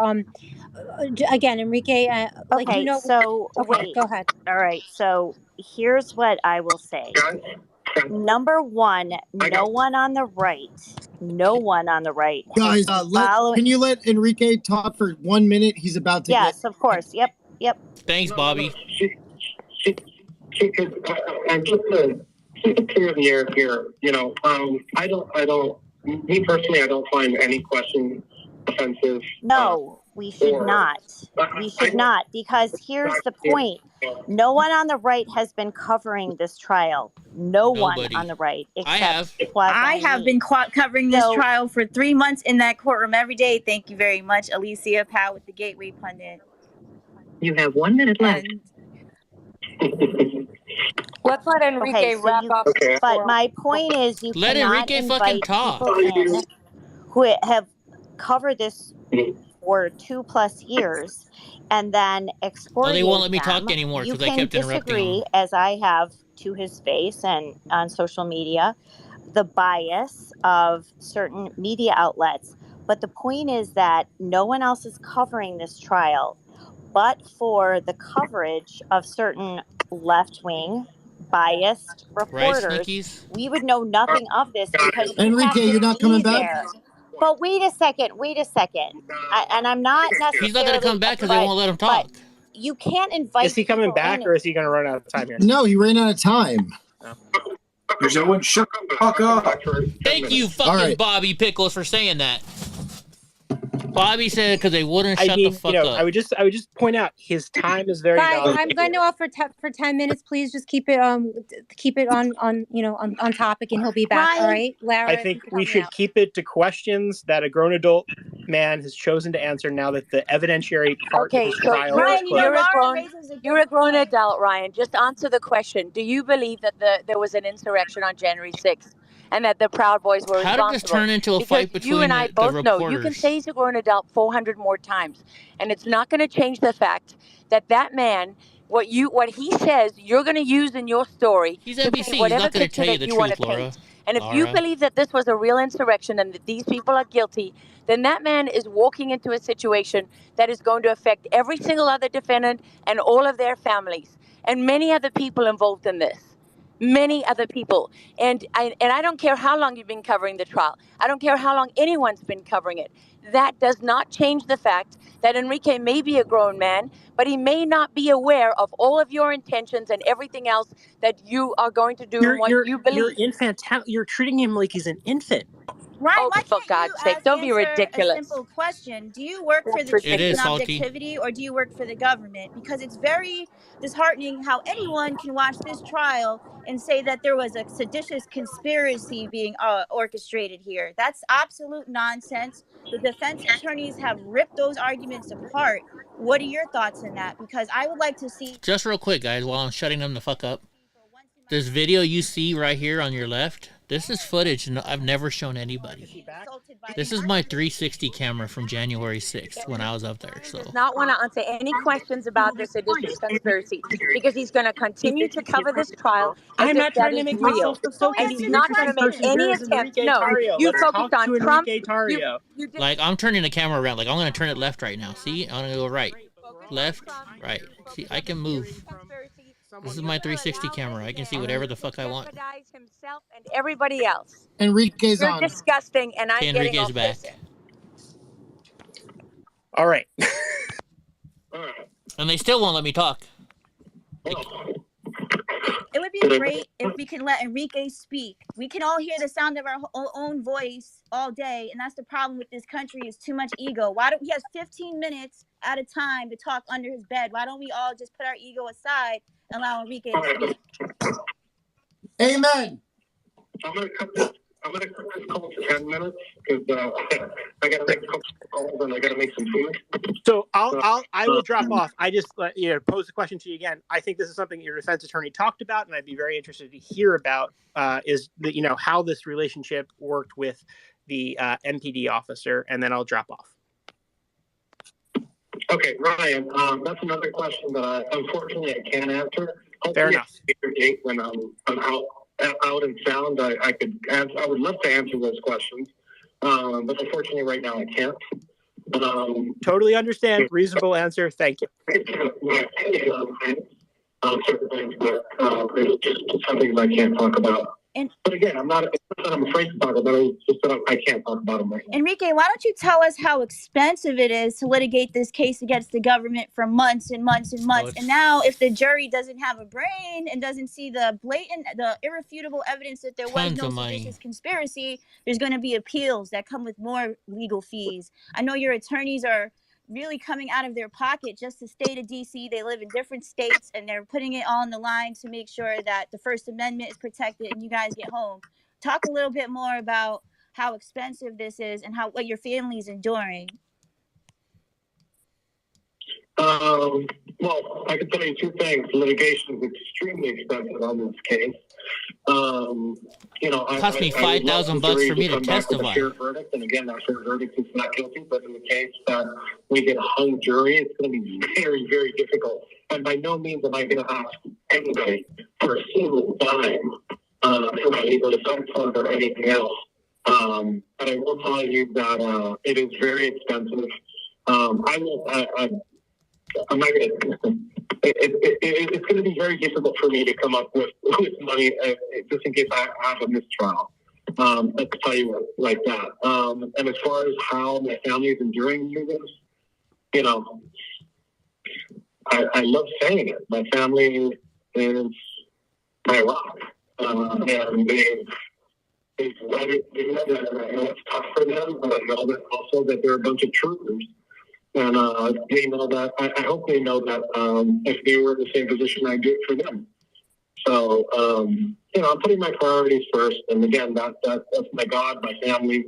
And I think that's my number one priority when I get out of here. Will I stay in the political realm? I don't know. I don't think so. There's a lot of things that I'm honestly let go from. And I think that if I were to get into something, I would get into some type of cultural thing to try to reach out to different people. But as far as the political realm goes, I don't know if it's for me anymore. Yeah, it's scary. It's really scary. You guys there? We're here. Does anybody have any questions? I do, but she won't let me talk.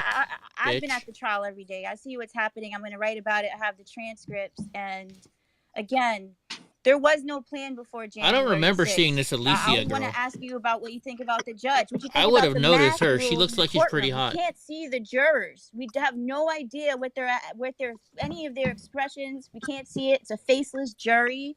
And it looks like some of them are asleep half of the time. What are your thoughts on the COVID mandates in the courtroom?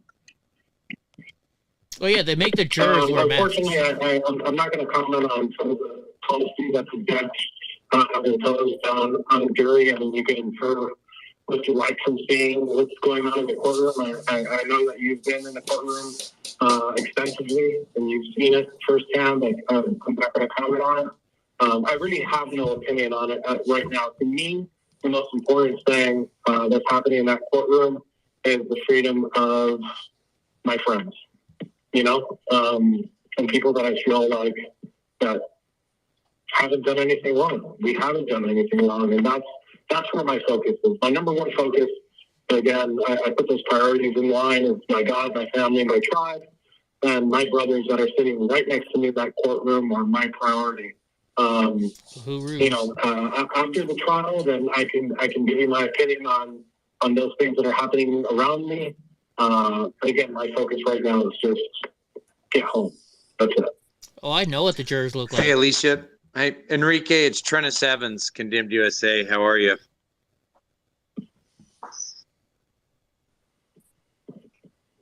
Enrique, it's Trennis over at Condemned USA. How are you? Hey, man. I'm good.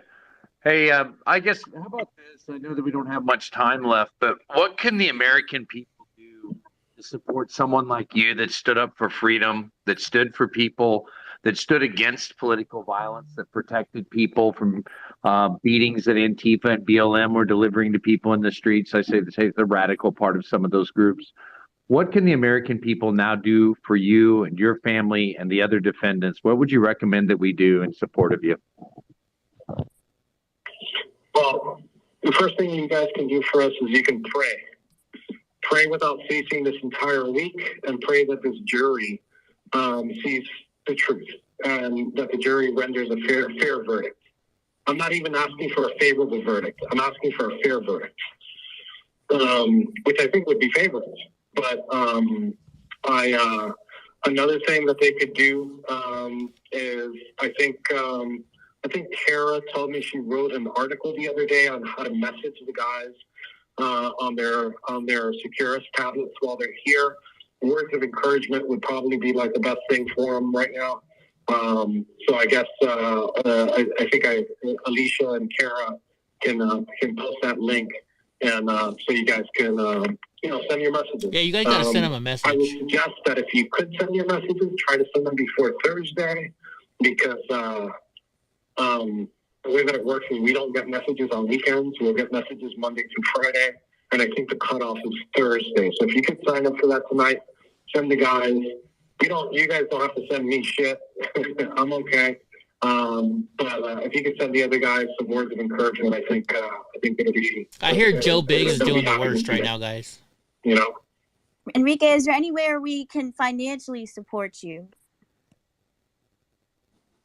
You can go to, I believe it's freejoebiggs.com, freezach.com, and I believe it's ZACH. Alicia, I'll put in the links too for you guys. I don't know exactly how those websites, exactly the URLs of those websites, but if you can find out and post those, but I think it's free. Zach is not about Free Joe Biggs. I think you can have one. I think also you can do a gift send to go and search for the guy's name. Dominic has one there. Some guys have one. I would say highly suggest you guys go to gift send go. $5 is $5, $10 is $10. I mean, I heard Netflix has gotten a lot more expensive since we've gotten out. So if you spend $10, $12 on Netflix, which you shouldn't, at least give the guys about $10 to $12. Like that they can. Lot of money. Mr. Nice Guy, I'll get it set up. With good reason, because these attorneys have fought tooth and nail during this trial. All right, Gra. I believe you. I'll listen to you. Okay, I'm back, guys. So Zuni, Enrique's mom is hey, I'm a speaker now. in. They added me as a speaker. Coming on. Who's a beautiful person. I met her in the courtroom. She's absolutely beautiful inside and out, and she's been there for now they add me. Had his back this whole time. So it's beautiful. So and Zuni's coming in, but it's connecting. We're having a hard time connecting her. And Julie, do you have a question? I see you raising your hand. I don't really have a question as much as I have a comment. And you can hand. Totally disagree with what the New York Times and Politico and NBC News have covered related to the Proud Boys trial. And I have made my comments clear. Look at this guy in the bottom left. But the bottom line is one on the right, not in the last 3 weeks, has covered this trial and done a blow-by-blow account of what's happening, except for them. Got my hand up. So we would not have the information that we had. So, and look, I'm saying that Ryan will tell you, I mean, I have spoken with him personally about what he has said about J6ers on social media and the pain that it causes to the defendants. But you cannot invite people into a space to ask questions and then immediately jump all over them, because that does not help a conversation. That's my point right now, is that we have many views. The American people have many views about what happened. So if you're going to say, okay, well, this person has this view, this person has that view, here's what happened at the trial, which, by the way, no conservative outlet has covered this trial. None. Fox News, none. You could go to any outlet aside from American Greatness, and I've tried to cover it as much as I can. I'm not in Washington, D.C. I actually rely on the reporting of people that we now view as enemies to find out what's happening. So I will defend that these are the reporters who are there on the ground. You can kind of excuse their spin, but also understand what's happening in these trials. Look at this guy. So anyone who wants to criticize them, well, okay, then go to D.C. for 4 or 5 months, 2 years, and cover it yourself. Go on Pacer, like I've tried to do, and see what the judge is doing. What should I say if they let me talk? What do you guys want me to say? But if you're going to invite people in, my view is that you should be respectful of what their questions are and what their views are, because most Americans, unfortunately, have those same views. Julie, if Laura takes issue with what NBC reporter Ryan said, are we going to censor? About what? Is Enrique still on the call while we're giving? But wait, my question is, what specifically was the criticism? She asked him a question that he refused to answer. See, they're not letting Enrique talk. He's paying to talk right now. And Enrique's still on the call. Can we let him? But if you're going to ask me or you're going to ask Enrique what the verdict is going to be, I'm not going to block tell him. you. Jeez. I'm not going to say what the verdict is going to be because I don't know. And then you're going to set someone else for failure. So she that's a dumb question. He believes if they were guilty of insurrection. She didn't ask him what the verdict was going to be. Just let Enrique talk. Answer. And Enrique is still on the call. But why should anyone answer that question? And it wasn't insurrection, it was seditious conspiracy. So let's be clear. That was her question. This is Julie Kelly. Is not a charge. Julie Kelly is talking. Guys, can we please hear from Enrique? We can do this afterward. Thank you. Agreed. Good. I hope he will. Thank you. I'm here. Yes.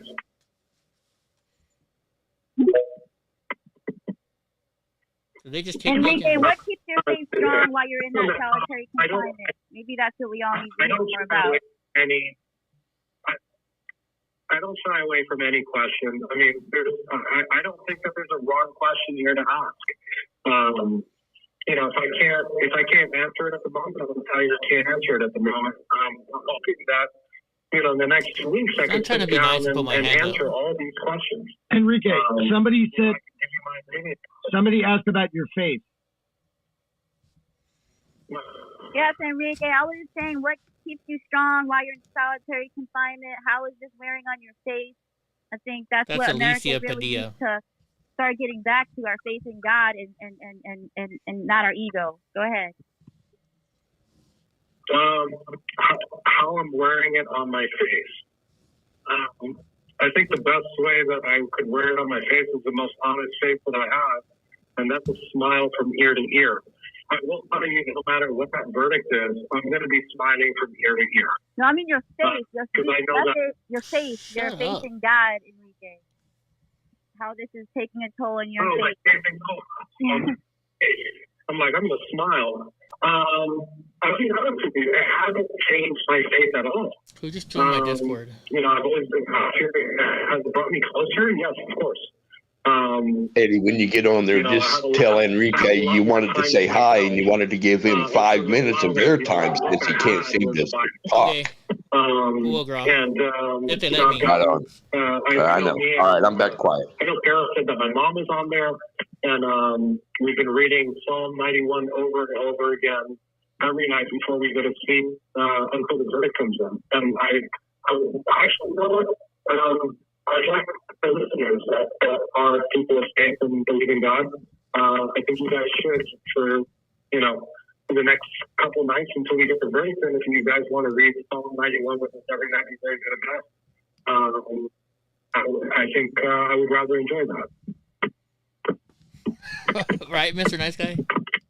Enrique, has this changed your view of the criminal justice system from looking at it from the inside out and understanding now what can happen to people not just for the right, but for the left, for everybody? Yes, it has. I answered this question a little bit last time. I'll go into a little bit more detail, but yeah, this has changed my mind and looking at it from the inside. I've looked at it from the inside before. I'm not a perfect person. I've made mistakes in my youth, in my adult life, to be honest with you. For Christ's sake, I burned a banner in the middle of the street, Yeah, I had to go to court for that. Before it, but, the judge was nice enough to give me the max sentence on it, but that's for another time. Yeah, it has changed. It has changed my view on everything, and not just obviously it's a weaponization when it comes to free speech, but it's across the board. It's not just free speech. It's across the board. The justice system and the jail system has to change. And one thing that I'll ask whoever the next incoming president is, and I will tell you, I hope it's Donald Trump. But if he is, I'd like a spot as the OIG for the Department of Justice. That's actually one of the spots that I would love to have. I'd love nothing more than to work for the Inspector General's office for the DOJ. Yeah, 1 second, Digga.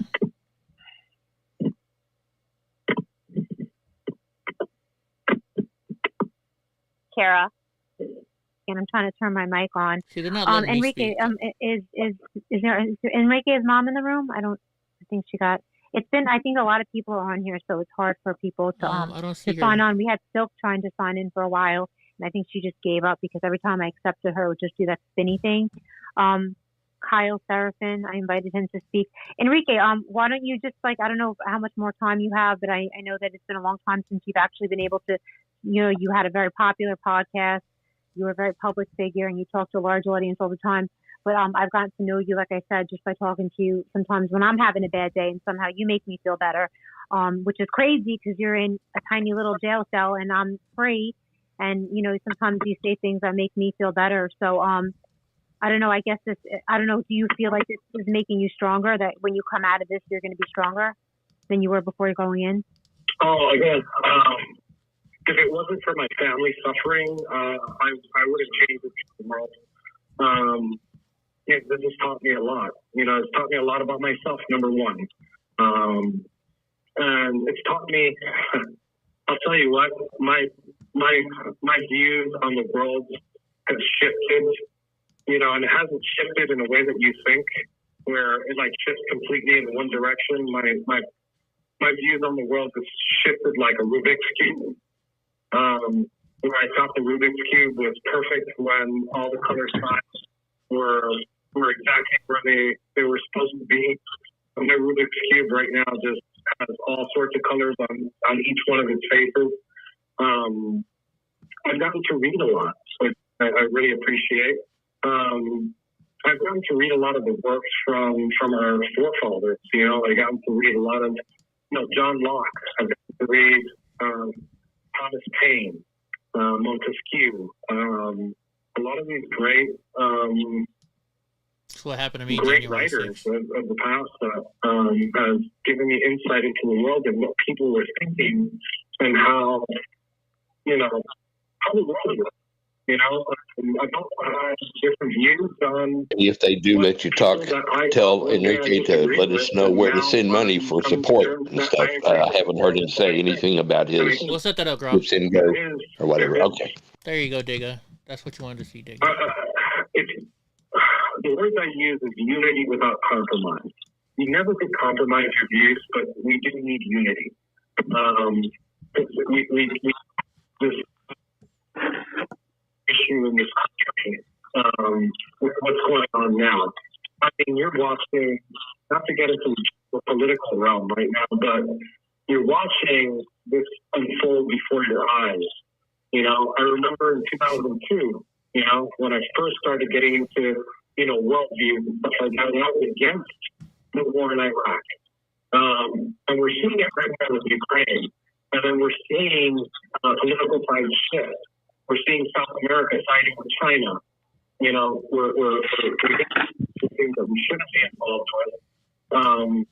And we're seeing this dramatic shift in our geopolitics, and I think it's important for us as a country to be more united than ever. There's more force in this evil than you think, and it might not be the devil is in disguise. And some of us, even as awake as we are, we're not seeing the bigger picture. We need to wake up even more.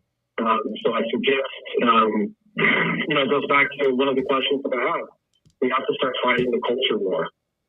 We have to get involved. We have to educate ourselves. It's something that I used a little while ago. I think all of us should read a little bit more. Because here, when you're out there, we tend to forget that the world is an ugly place because we're surrounded with, we can get coffee. We walk down the street. We don't even have to leave our house to live anymore. We have people bring stuff to us. We have Uber. We don't even need a driver. We live like kings right now, and it's actually making us very, very lazy and very, very. I think that we need to start looking at things because when we're in here, let's say ketchup, right? We've had this third-party ketchup package that they've given us. And the other day, they gave us Heinz ketchup, and I lit up like a Christmas tree. Like they just gave me the biggest gift in the world. So I appreciate those little things. And sometimes we take things for granted that are right in front of us. And I think we need to appreciate those things that are close to us. And number one is our God and our family. Could you guys hear me? Hold on a second. Is anyone there? Yes, we hear you. Yeah. Sorry about that. I'm just answering messages. It's actually pretty difficult running a Twitter space because you have to answer messages. Like people are messaging me at the same time. Enrique, do you want to go on for longer? I want to just kind of so we know what time looks like for you. He said he gotta go. Enrique. Pickles. Is Enrique there? He's there, but he just has a horrible connection.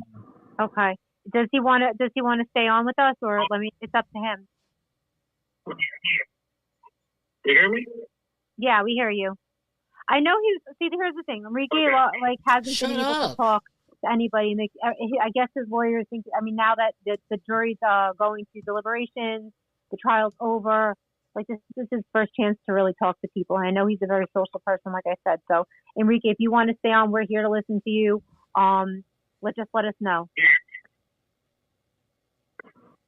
Hey, you guys hear me? Yeah.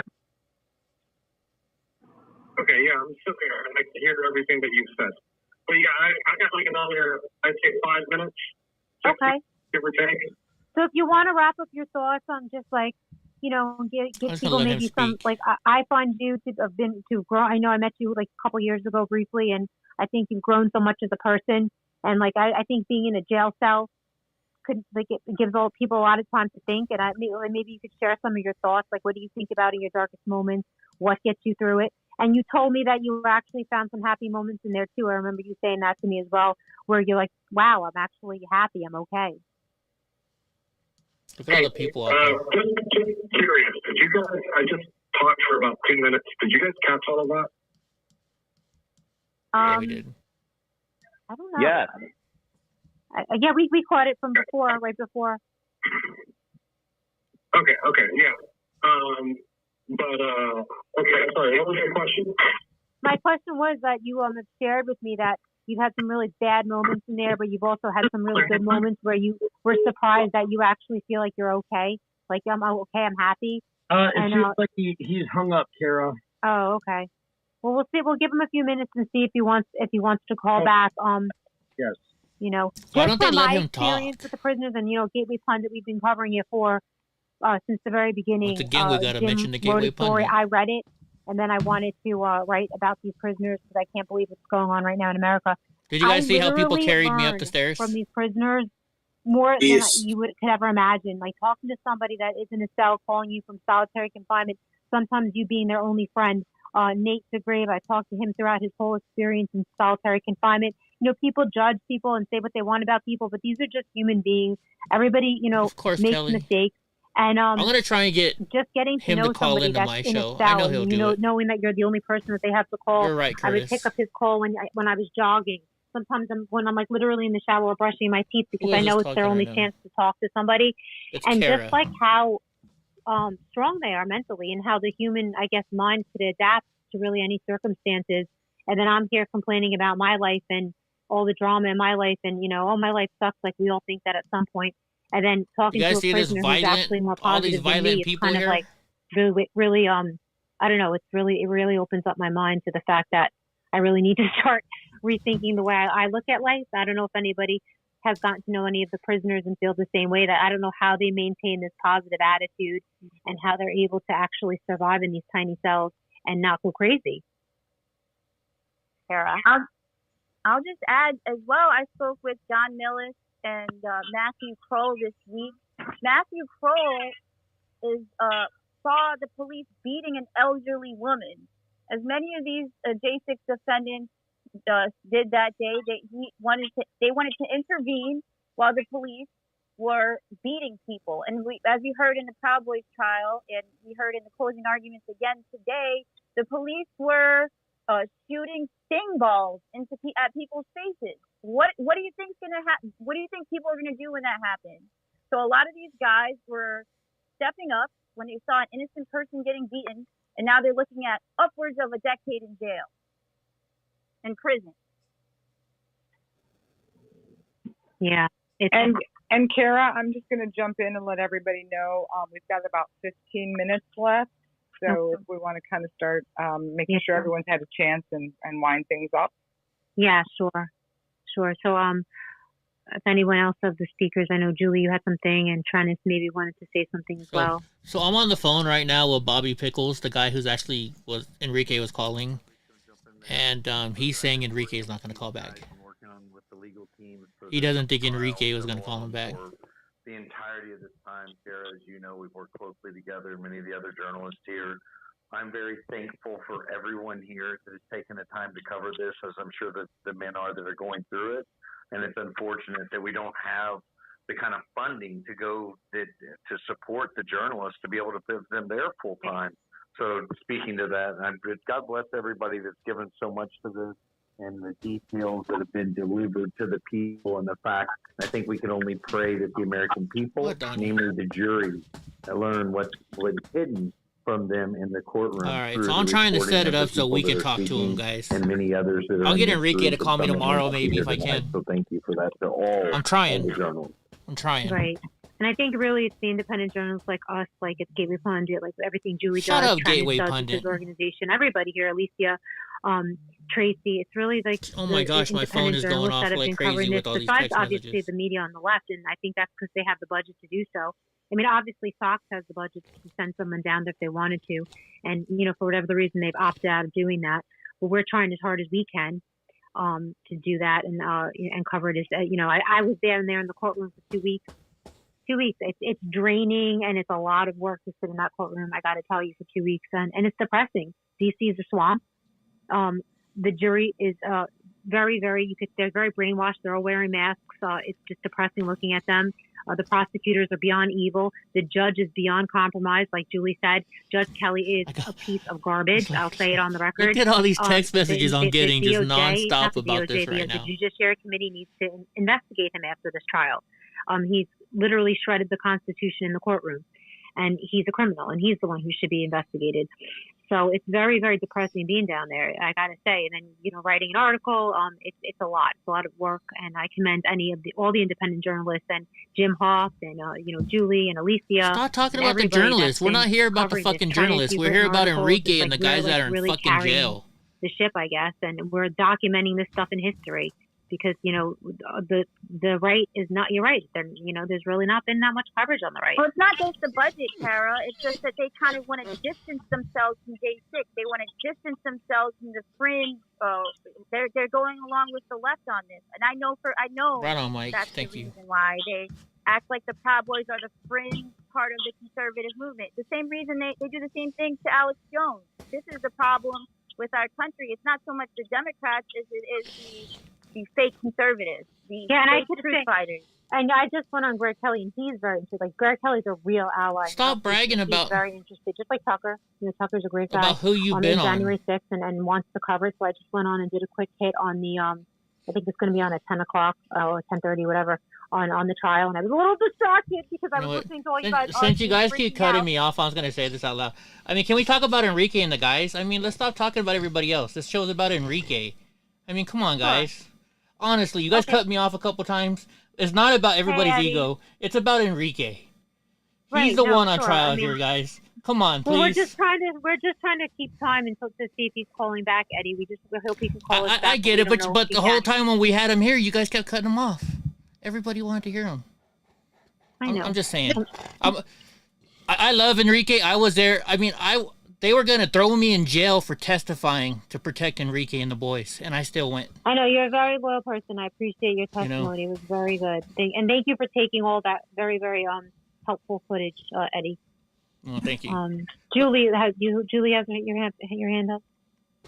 So I want to give a shout out to my publisher, Chris Buskirk, and American Greatness, because my first article entitled Political Prisoners was posted on She's showing off her February fucking books now. 4th, 2021, in the case of Huey Griffin. And I spoke to Chris Buskirk, and I said, this is what's happening. They are rounding up these people. They are denying bail to them. Is it wrong to call them political prisoners? Because they were talking about the Russian, whatever his name was. And this is all about my book this, my book that. Were out of Donnie. Mute her, for the love of God. To cover January 6th when no one else she's still was talking. covering it. And She's still talking. You know what? So I already know. I'm going to end this, guys. Or anyone else who did it. But we were the I first already know ones that Enrique's not coming back. So I'm turning this the fuck off.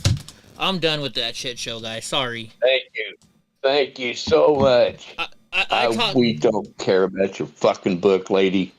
Yeah, sorry, guys. I mean, I was told Enrique was going to get to talk. We were going to get to ask him questions, And, I mean, even before Enrique knew I was on the show, you guys missed it because I had something playing over it. He brought it up. He's like, even Eddie Block came out to fucking, me and him talk shit back and forth all the time.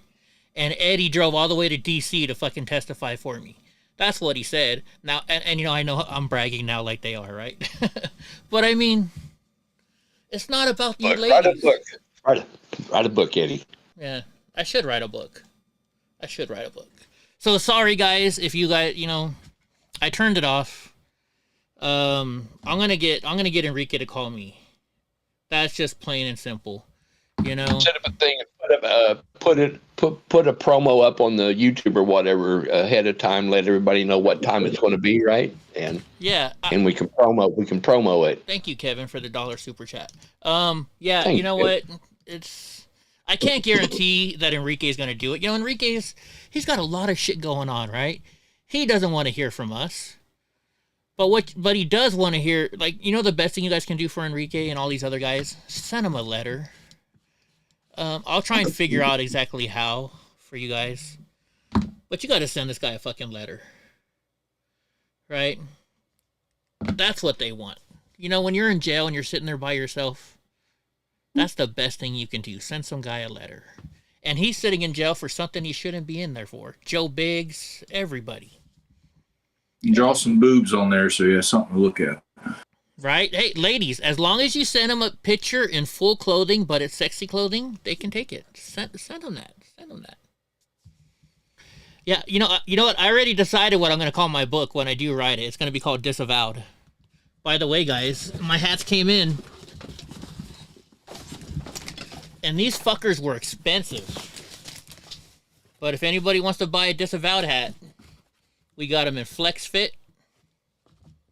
We got them in snapbacks. Not that I'm now trying to show my shit off, but I think we got trucker hats in here too. Yes, we do. Yeah, these are Mike Jones nailed it right there. The name of your book or the name of your video, Last Man Standing. Last Man Standing on the Capitol, right? And you got your work cut out doing your documentary or whatever, so you need to do that first, bro. Yeah, I've got so much stuff going on, it's not even funny. Which documentary are you talking about, Gra? We're looking at on screen right now. Oh, this one. Yeah. Yeah, I don't know if I'm going to give it out. I don't want all these people's faces getting out, Although I am showing it right here, right? I was going to say something earlier. I'm like, all of a sudden, what the... You know what, though? This is something nobody's ever seen. I figured I'd show you guys some stuff here. That's right. And when you say nobody, you mean nobody. Nobody. Let me put it this way, guys. I can say this because it's already done and over with. When the FBI raided my house, they took a camera, and when they gave me like 2 or 3 cameras back, they actually gave me this SD card that this footage you're watching was in the FBI's hands, and they gave it back to me. I don't even think they knew it was on there. Hi, FBI. Go fuck yourself. Can we all say go fuck the FBI? Give me my shit back. Like, honestly. That's our justice system. They had this shit and they didn't even know it. Right. I mean, you know what I mean? Believe me, you know what? They have cameras up there. I'm sure they've seen all this footage that I'm showing you guys right now. But you guys have never seen it. They don't have footage like what you're showing right now. They don't have anything like that. Because I get the best footage. I mean, you see this guy waving the flag right here? I mean, let me turn it. I think we all started singing God Bless America or something. Let me find it. We're all up there on the Capitol singing God Bless America. Right? Is this an insurrection, folks? Is this a whole bunch of violent people? Do you see anybody violent here?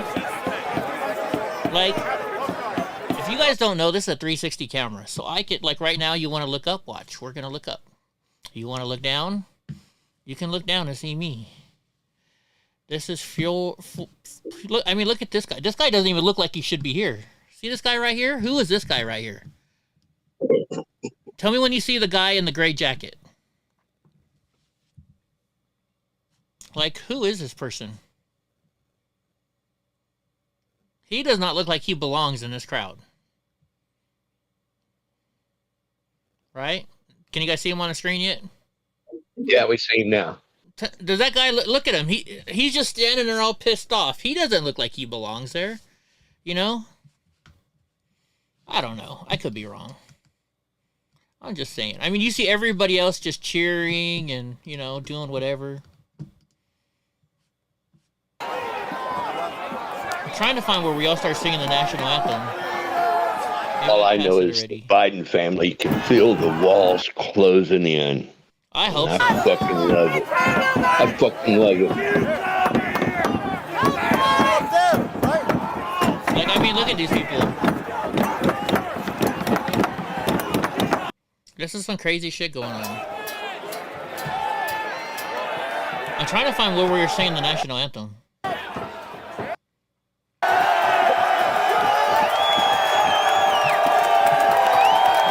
There's a lot of violent people there, isn't it? Let's see. Watch this. The FBI's gonna raid my house again tomorrow. It's like, nope. Okay, I don't know why I can't find it. There's one point where everybody's saying it. I had it before, remember? Oh, here we go. Here we go. This is how bad we were up on top of the Capitol. I just had it.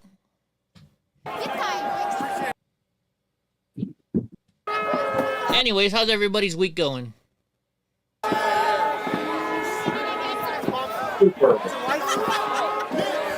Oh, here we go.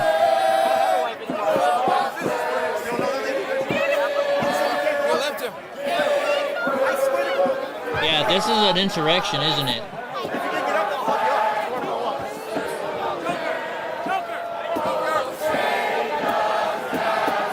And I just want to say one thing before the show ends. Everybody, don't be afraid to stand up and tell the truth. Right? Don't let fear be a part of your life.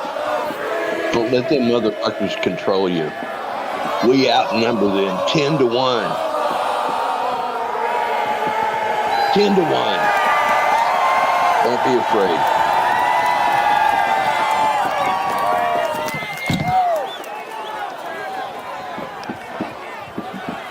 Oh yeah, this is where they carry me up. You guys want to see them carry me up the they carry me up one more spot. They're like, Eddie, do you want to get up there? I was like, fuck yeah, I do. I love this camera. Don't you guys love my 360 camera?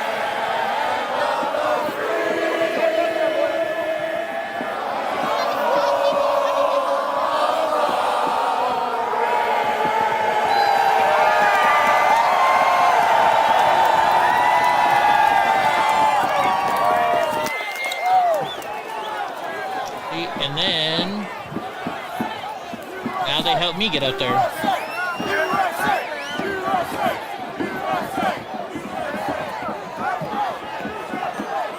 Look at them carry me over. Oops, booty crack. Yeah, baby, let's do it.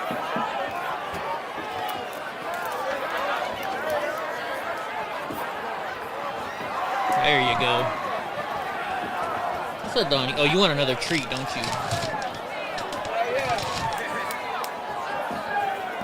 Oh yeah, real quick. I'm not trying to show you guys my booty crack. Here, real quick. If you guys can see this thing, whoops.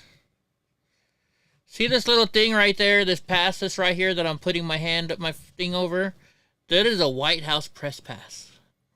I had every right to fucking be up there. The fucking White House press pass pool gave me that. You know who took it? The fucking FBI took it. Just letting you guys know. Zoom back out. You see feds, Curtis? Probably a whole bunch of feds throughout this whole entire thing.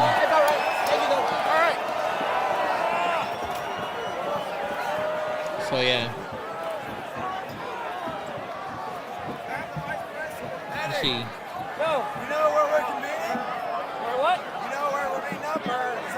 Oh, that's my security. You know, that was my security guard. One of my security guards. Wait a minute. You know what? Hey, wait a minute. This should have been in the trial right now. Watch this. They're asking if we had a plan, right? They're asking if we had a plan. Or what? You know where we're meeting up, or is there a plan? I don't know at all. Yeah, we're pretty scattered. Yeah. Right there. That should answer the fucking question about if there was a plan on January 6th. Once again.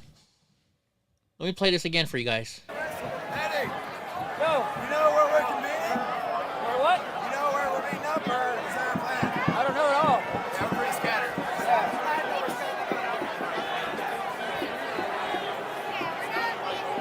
That's what we should have played in a fucking trial.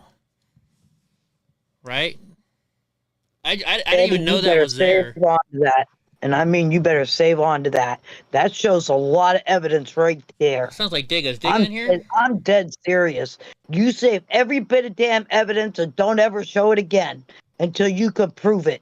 Because the more evidence we have to show what they've done, the better it's going to look. I didn't even know I had that footage, Digga. I just saw that right now. Because, you know what? I'll be honest. Ever since this day, I didn't want to look at this footage. Right? This is like... Right. Because it looked different other than... Because I haven't seen this one other than that day. Oh, I haven't shown this video to nobody, Digga. This video's been hidden. That's what I mean. I only seen it live on that day is when I seen it. Nobody's seen this at all, Digga. This is my 360 footage. I was not live right now. This is not live at all. Oh. None of this shit has ever been seen. Right? You better be careful. Yeah, I know. Fuck them. What are they gonna do? Arrest me again? Yeah, but you could be fucking yourself too, you know. I like fucking myself, if you haven't noticed. Oh my goodness. Hey. Hey, Eddie, Drunk, would you get in Bradford sometime, will you? All right, hold on. I got to take a screenshot of this so I know the timeline, so I know what time to re-look this up. I'm going to send this to the lawyers right now. I mean, that is, their whole plan was, they're saying, oh, there was a plan. There was a plan. There was a plan. Send that to Enrique's attorney. Yeah, I should text it to him. Let me see. Because if they're still doing closing, that means they can still stop it. The way the judge is doing it, shoot. He's stopping it whenever he feels like it. Oh my gosh. My phone is going off the hook right now. The the girls that I went in there with the trial, they're just like nonstop texting me. This lady's like, is that a lady? She's like, what the fuck is this camera doing right? Yeah, I'll send it to Enrique. You're terrible. I'll send this to Enrique. All right, I'm gonna, speaking of that, now that I'm gonna shut that part off. How is everybody? Are these some videos you were telling me about before that you had a whole bunch that you've never gone through? Is this that? Yeah, this is one of them. Wow. Yeah, so you probably got tons of evidence, dude. I have right here is 2 there hours. There he is, right there, right there. Right where? Who? You just did a screenshot of him. Of who? Of the guy. Oh yeah, I know. I did it so I could have the timeline, so I remember what the timeline was. I know. My TV's not up to date. Okay. No, that was my I didn't even know. He told me later on. He's like, Eddie, my job was me and 4 other guys were your security guard that day. I didn't even know I had a security detail. I didn't. So they were looking out for you. Of course they were, because I'm Eddie. I'm kind of a big deal, right? Anyway, I'm gonna turn this off because I gotta. Well, if you listen to people's advice, you would be a big deal. Listen, you want me to listen to advice? When you know me, I don't listen to other people. Well, hey, if you listen just part of the advice, it'll still put you somewhere. My favorite thing is to tell people when they try and give me advice to go fuck themselves. And you know this. How many times have you tried to give me advice, Digga? How many times has Drunk Uncle tried to give me advice? I just tell you, if you take it, you take it. If you don't, you don't. All right, what's up, Hayes? In fact, so if you guys don't know, me and Digga got to hang out with me in Mar-a-Lago the other day. We were at Mar-a-Lago, right? Having fun. Mar-a-Lago. That was fun. Oh my goodness, we didn't take no pictures of the restaurant. We should have taken pictures of that restaurant. Why? Why did you want to take pictures of the restaurant? You mean that chick that let our waitresses? Yeah, she just flirted with me just to get a bigger tip. I'm talking about the other one. The other restaurant? What other restaurant? No, the other waitress. Which one? Oh, she did. Not the waitress. You're talking about the host, the transgendered host. Oh, the host, the he, she, it. Yeah.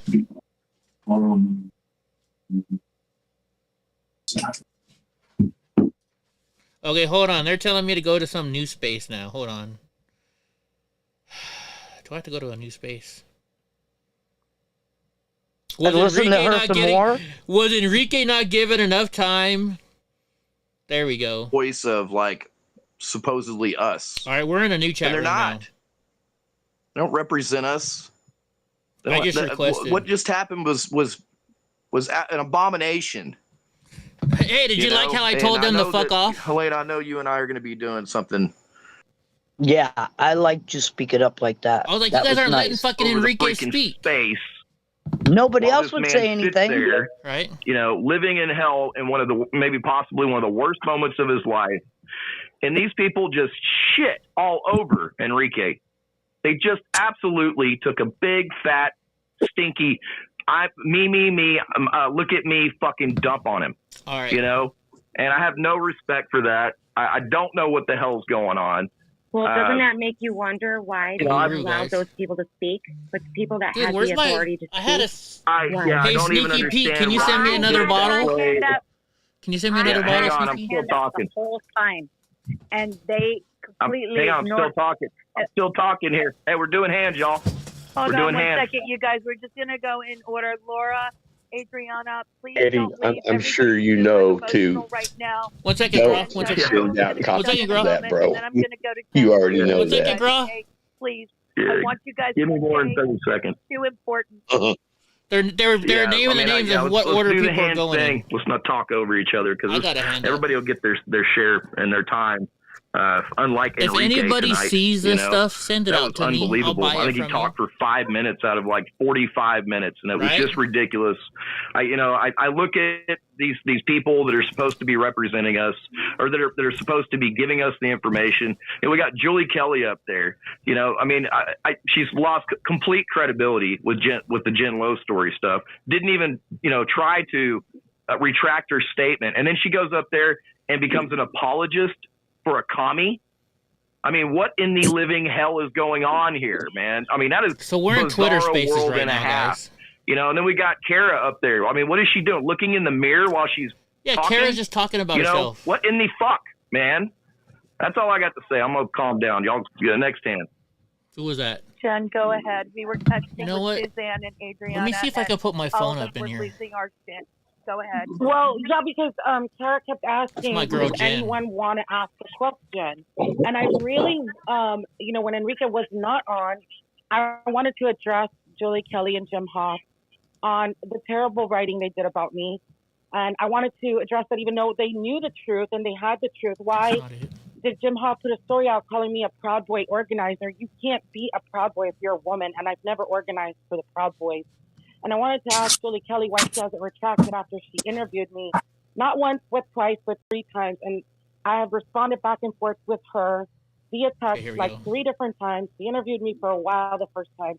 She said, really nice things. She said she was sorry, that she thought I was a genuine person, but nothing was ever put out. I'm being politically destroyed here for trying to go and defend my friend. Even going into that was already very scary for me. I know it was very scary for Adriana. I know, it was probably not as scary for Bob because he's nuts, but I love the guy. But it's a scary situation when you're descending on DC to go and defend your friends and you have no idea, what Antifa's up to down there. They've got targets on your back already. They've had it on mine for years. Oh, that sounds sneaky. I got attacked by my own side for wanting to go and defend my friend. And I know what the government did. They threw that nugget in there to throw everybody off and create paranoia and confusion. But some of us wanted to say something. Some of us wanted to speak to our friend. Enrique is one of my best friends. Yeah, I wanted to say hi to him. We've been through a lot together, and I wanted to be able to speak to him. I know, and I know Eddie Block had his hand up for a while. Eddie Block was also a witness in this case. He did not get to speak to Enrique at all. He was cut off not once, but twice. And he was one of the very first persons to have his hand up. It's just, I'm really disappointed with that space. It was very disappointing. I agree with you, Jen. This is Alicia. And, come on my show. I write with the Gateway Pundit. Sometimes there's so many stories in a day, you can't get to them all, especially when I'm at trial. But I believe everyone should be able to speak their side of the truth, their side of the story. As journalists, we present the information. We shouldn't be nitpicking what part of the story should or shouldn't be included. And as I was saying on the other chat space, that like the conservative media has a problem at large, and I will name drop because there needs to be accountability. By the way, guys, so we're going through my Roadcaster. If I do get a chance to speak, if you're in my Discord right now, please don't speak, because then they'll hear it. There's nothing but left-wing journalists in that media room. All right, girl. I know girl. full well because I've been inside those offices. Daily Caller Digga has a whole lot of journalists. will be like, listen, bitches. Digga's gonna be like, I know, trust me, I know. I got you. Digga's gonna be like, hey, you fucking bitches, shut the fuck up. I already know you, Digga. Oh, if it gets bad, I will. If it gets bad, I will, but I'll behave. Cowboys, as terrible situation as they're in, Enrique and Joe, my friends, there's other J6 defendants. There's Alicia chick. She looks kind of hot, though. I like my Latinas. About it. You were with me, and so was Dominic Pizzola's mother. She went into that room with me. The prosecutors, the defense attorneys, the judge, they were shocked when I walked into the courtroom because it looks like no one has shown up for this defendant, David Ryan. And I got kicked out for not wearing a mask. And so that's really what's happening to the hundreds of other J6ers who are facing 10, 20-year charges. And Jen, you're right. it's not fair that you didn't get to tell your side of the story for whatever reason, and we can change that. Can you guys see what this is called? Right, thank you. And another thing I wanted to include was the softball questions. Like, we know that Enrique wants to get out and go for a really long walk. Obviously, there were some questions that were just, it was a little bit of a waste of his time. I feel like we could have asked him a lot more, better questions that he's been wanting to get out. We know because we talk to him, he calls us and we speak to him. I just spoke to him last week. And, some of the things that we've talked about that have been frustrating for him that I know he could speak about. But when we raised our hand, we weren't even given a mic. Better go back. Some of us had our mic requested the entire time, and they never went to us. And I have a feeling, especially with me, why they didn't choose to go to some of us. Who's making because that there was some of us that were going back at them and asking them why they did what they did. And they probably knew that would have been brought up, and they didn't want to have to answer to it. They didn't want the entire subject to be brought up at all. Laura, hang on 1 second, please. Somebody needs to turn off their sound. I want Adriana to speak because we were texting, all of us, me, Suzanne, and Jen, and she's really upset right now. And this is why I'm doing this space, because we're here for Enrique. I want everyone to stay, and I'll let Helena's you go making a weird noise. But I want Adriana to say something, guys. Your microphone, Nick. Mute your microphone, Nick. Oh, is that who's doing it? So that was a lot to take in.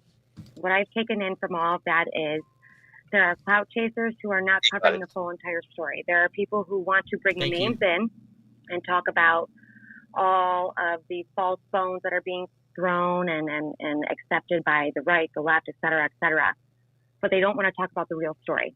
We had Enrique Tarrio with us today, a man who has been in jail going through this entire process, through the trial since November to April. This trial was supposed to be done by January, right? Jury, marshals, et cetera, every single one of them are tired.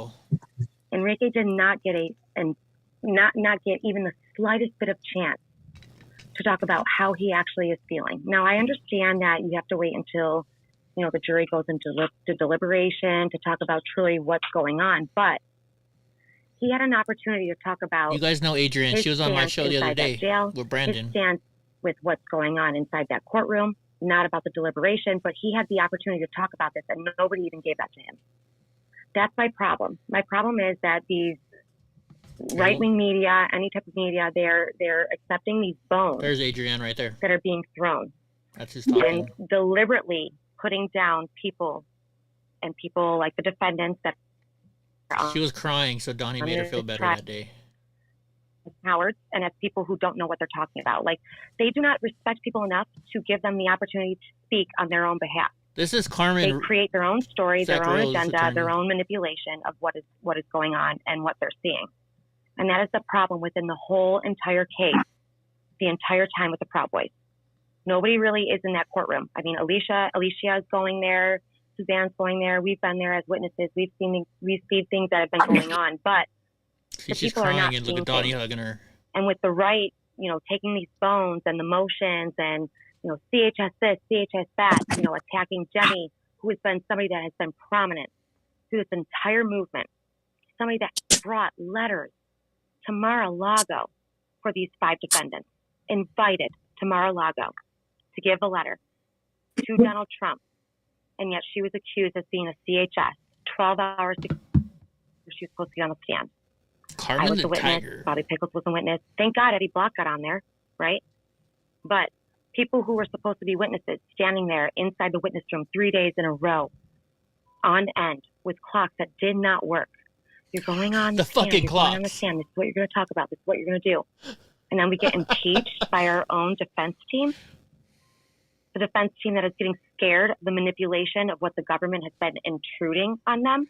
Dogs are your favorite And people. on top of intruding on them, the defense team, they're intruding it on the jury, sharing numbers, Let's see. telling them that These they are us can't talk hanging about out after anything. court. Oh, people are following them. Oh, it's okay for them to be followed. What? So we just had Enrique Tarrio, who cannot talk about the case really, but can talk about his feelings about, what's been going on, et cetera, but he cannot talk about the verdict, whatever. We just had him on to talk. And these clout chasers are legitimately were, only is clout talking about things that chasers. can bring up their own stature or can fix their own conviction of what they were saying before. Lying about Jenny, lying about 302 people, Or yada, yada, yada. reporters that want to. These girls were getting frisky with me. Exactly. Right? Well, So another this is what we're up Yeah, against. that was Norm yeah, Pattis. and another He's my interesting attorney. thing to note, you guys, that happened today in court was the Tennyson, which is one of the leading prosecuting attorneys in this case, had his wife in the courtroom at the counsel table, and it turns out you guys like my she's hat? one of the leading prosecutors in all the Oath Keeper cases, and she's married to Tennyson. Now I'm brought to in remembering whenever they called me once again when I was scheduled to testify again, and all the fog was cleared. Hey, here's Carol, and PA they wanted me to Patriot. go up and testify. They tried to connect me to the Oath Keepers. They used footage of me and President Trump's VIP filming President Trump's speech with an army of Oath Keepers behind me, whom I didn't know. I was Donnie up there hair in everywhere. the next row over with another group of friends of mine. And they tried to connect me to Look, the drunk. Oath Keepers, even Hey, saying, drunk uncle, look at the screen. Tell my me when you see relationship or sugar. friendship with Stuart Rhodes. I had just met Stuart Rhodes, in person at our border rally that summer of 2021. I didn't really know Stuart, nor did we have any conversations really on the phone. So Here she is. the government was throwing everything they could at me not to get me to testify. And now I'm seeing it. Like, wow, is this just all in the family here? Like, this Well, is remember, one thing. Jen, what's the reason they Danny did not want you Brown. to testify, though? Why could you exonerate them? What is the reason? Because You I had knew- full-on proof. Yeah. Because you girls are a whole bunch of badass bitches I'm that would have Capitol fucked Brown. up the whole I'm trial. That's why. Yeah, and I mean, they basically threw everything they could at me, and in the fallout, destroyed my political career, which is fine because if I had to do it again, I'd do it again. I wouldn't take it back. But Objection. Overruled. This They is have Sneaky not Pete. destroyed your political career because I'm not going to fucking allow it, Jenny. Amen, Laura. Amen. Well, I want to add something. I gotta add something. I gotta add something. Is that to this. I'm sorry. Susanna? Listen, and I gotta add something because everybody was so upset that Jen might have been talking to the FBI, that she was talking to the lawyers. But I am telling you that two of these defense attorneys sit at the table next to Ryan freaking Riley, the communist, the Antifa, the sedition hunter, Jordan Fisher, sedition hunter, and all their little friends. So these people report directly to the FBI. That's what sedition hunters do. So Here's the Ultimate same thing they were Podcast. worried about with Jen is what's actually happening in this courtroom. We've got to get these cases moved out of D.C. D.C. is not safe. Antifa is stalking people. It is following people. It has infested the jury, the press pool, and they are taking information and they're taking it right back to the FBI. The whole thing is corrupt bottom to top. Tell the audience what we found. Tell the audience what we looked on. They don't know. Wait a second, because it's not only that. It's the fact that we even also have a public defender that works on the same exact courthouse as AUSA Nadia Moore. Look at those And nice that's little the kids same playing with exact Donnie. lawyer that is a public defender that went into the media room and told CNN and all the other people that were sitting there in the media room not to put anything out when that hot mic was going on with the court. And then the seal happened, et cetera, et cetera. You really have to think here. Time out for a second, Adriana. Go Suzanne, ahead. you got to keep your mic closed. There's too much reverberation, and I can't hear what she's Sorry, saying. Go I ahead. accidentally unpushed. I It's accidentally okay, pushed the sweetie. wrong push. I just want to hear. Go ahead, Adriana. The point is that we have people within our own realm of team retrospect that are not for us. Here's Diggawerp. And that have been deliberately causing chaos, like they did with Jen, writing the motions, like they did with all of us witnesses, not allowing us to go on the stand, mentally preparing us, emotionally, physically, all of it, preparing us to be on that stand, to go against the entire government that threatens us, et cetera, et cetera.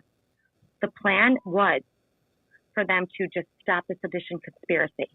It wasn't to exonerate them. It wasn't to do anything more. It was to just stop the sedition conspiracy.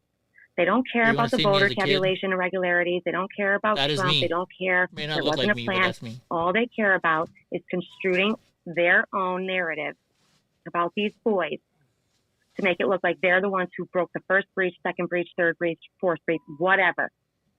And their entire motive within the defense team has been to manipulate, control, and construe everybody who has been involved in this court case. Jen. That's how bad it is. Nobody is safe. The defense team has been fighting nonchalantly over and over and over again with each other. Cannot agree on one thing, left, right, of center. That's our problem. And you know, the thing is, guys, hang on. The thing is, guys, none of us have been able to come out into the public domain and talk about this because the trial has been ongoing. And there's so many things that people do not know because there is no real coverage in that courtroom except for Suzanne, and she doesn't have a humongous platform with 143, 200,000 people following her to be able to get the truth out. And then we get a forum like the Gateway Pundit, who is supposed to be able to give Enrique a platform to speak out, and all we hear is this crazy, these women fighting, arguing back and forth. And all we wanted to do was let Enrique speak on what he could, because tomorrow the trial is going to the jury after they're given instructions in the morning. And from the jump, all we've been trying to do is get the truth out and be support for the guys there. And what happened tonight was just absolutely horrible, horrible. Ooh, Brandon Straka's in here. And to give you a mic, and then and Brandon, I'll let you speak as well. Laura, you've got to close your mic, sweetheart. I just wanted to say one thing about what you were just saying. The amount of time that Enrique spent listening to everybody talk about themselves while he was supposed to be the keynote speaker was freaking ridiculous. He was supposed to be the keynote speaker. He was supposed to be there answering questions, be like the cherry on top. And all of these people couldn't stop talking about themselves. Yeah. And I digress. Yeah, trust me. We were texting back and forth with one another, and we were really pissed off. And I even texted Kara, and I said, please stop this. Please let Enrique speak. I texted her 5 times. She kept saying, okay. I don't have it on his phone, girl. And never once did she let him speak. So I'm very, very upset. I'm very disappointed. And this is just awful. Derek, go ahead, please. I think you said Eddie was before me. I'm so sorry, Eddie. Yes, I did. Thank you, Derek. Right on. Can you guys hear me? Yeah, honey, go ahead. Yeah, I thought it was embarrassing. I mean, just all these people on there, just all they wanted to do is talk about them fucking selves. It's like this was Enrique's time to talk, you know? When I was in court, all I got to do was say hi to him, and he waved at me. You know, I wanted to say hi to him, and they even cut that part off, you know? I mean, this is just so upsetting, you know? They wouldn't let Jen talk, none of my girls talk, you know? I love you girls. Susanna, you're a mean-ass bitch. I love you. But it's just embarrassing how it was all about themselves, right? So hopefully we can get Enrique on my show, and I won't even say a fucking word. It's just going to be all Enrique. So maybe somehow we can get Enrique on. We'll figure it out. He'll get on. We'll figure it out. But that is what I was hoping for this evening as well.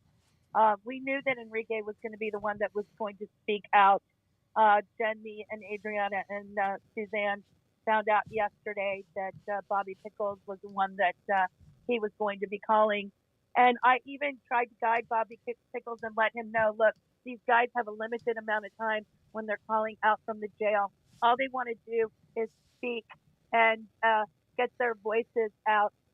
They want to be able to have an opportunity to just let it go, just unleash, talk about, anything, nothing at all, and everything that they can. Let's just bring up the facts following that, because, Enrique told me what he was doing with Gateway Pundit, asked for Bobby Pickles' numbers, but he is so smart. He now understands what the motive behind the, right-wing media is. It's not about them being exonerated or them being innocent. About money. It's about their own sweat, equity, clout, whatever they're trying to push forward. It's not about the boys and exoneration or January 6th altogether. All it is clickbait. All it is bullshit. And I'm sorry. That's all it is. Amen. Enrique is smart enough to understand, and he knows exactly what he needs to do next time he gets on his face.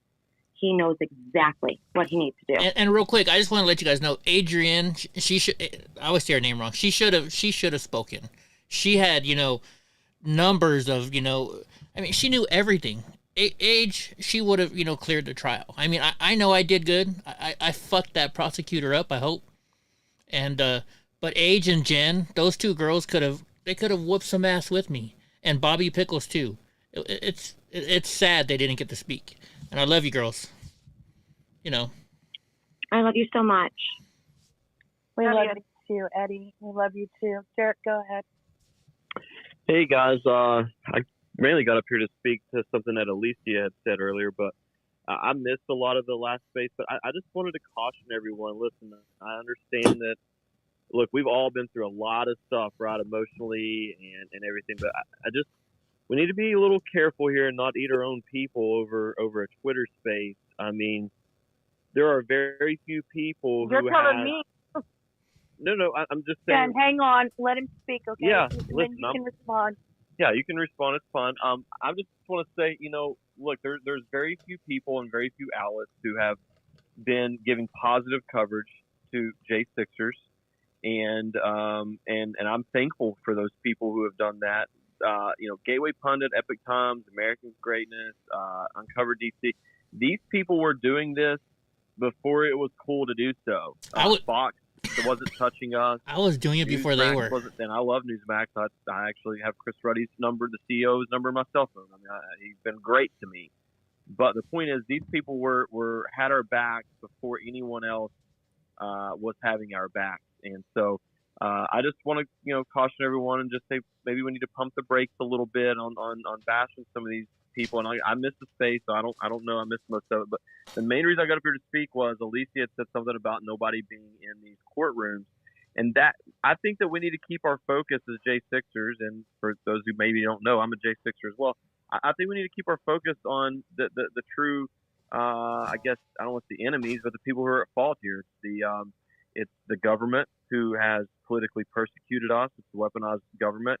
It is our I'm not even going to talk about the Democrats. It's our elected Republicans who are cowards and have not been speaking up for us. Why have none of them?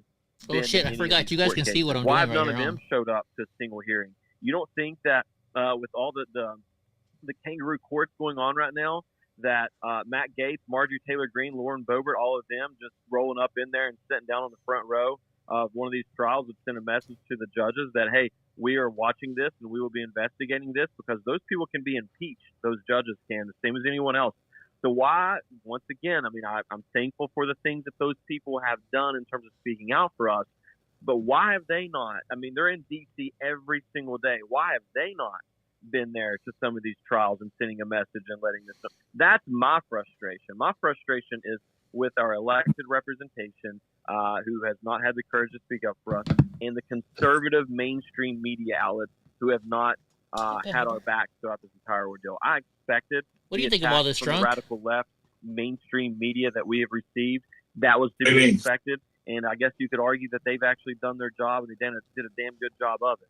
But the Fox News is, I think Alicia said the Breitbart and Daily Wire, these places, why are they not covering J6 in a positive light? This is the biggest human rights violation that has taken place in our lifetime. What is happening to not necessarily myself. I mean, what I went through is bad, but what's happening to Enrique and these people who've been in the gulag this entire time on with no bond for nonviolent charges. This is the greatest threat to our country and constitutional rights and natural God-given rights in our human history, or at least in my lifetime.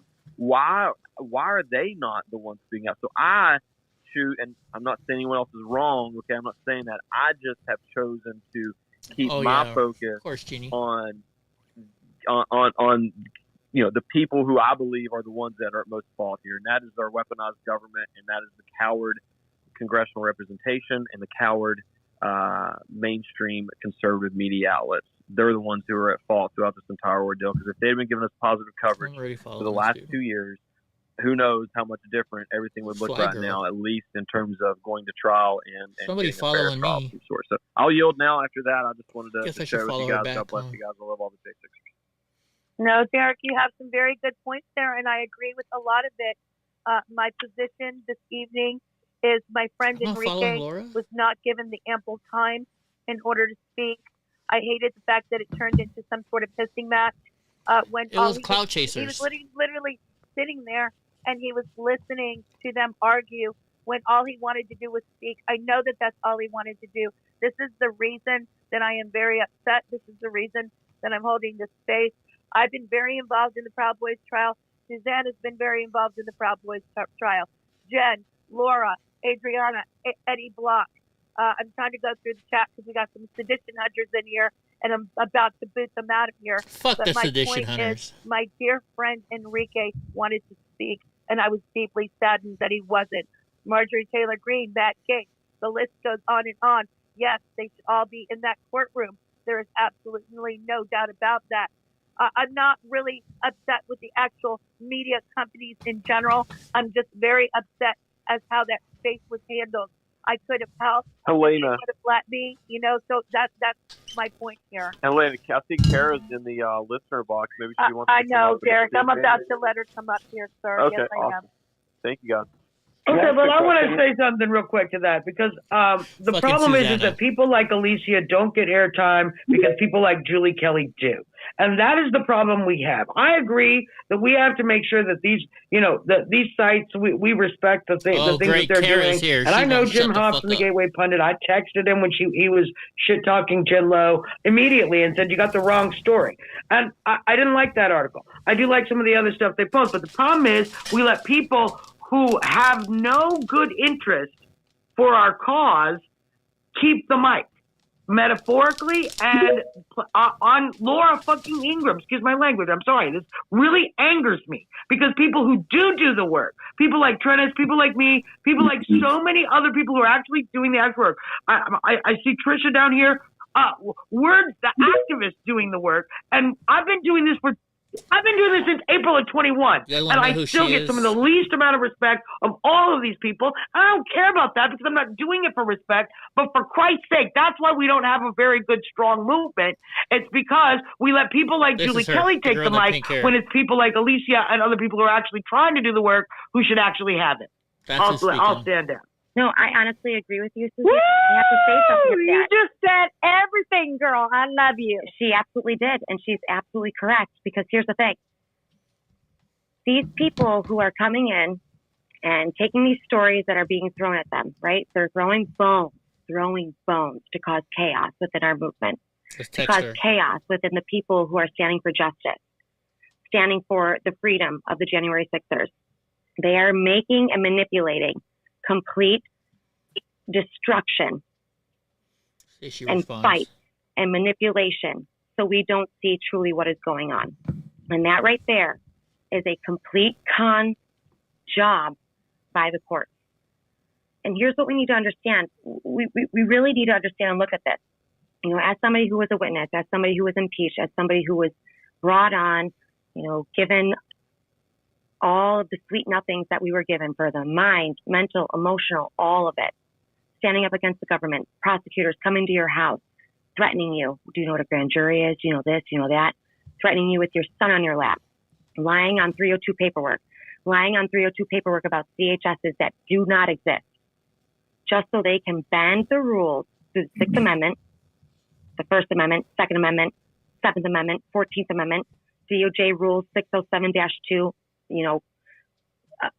going after witnesses, DOJ rules 18 U.S. Code 1512, 18 U.S. Code 2381, treason, 2384, seditious conspiracy. This is what I mean by she knows the numbers. Aiding and abetting, overthrowing a government. This is exactly what they are doing. They have had this planned the entire time. They lied in their closing arguments, in their opening arguments, in all of their rebuttals, prosecution, all of it. They have been lying.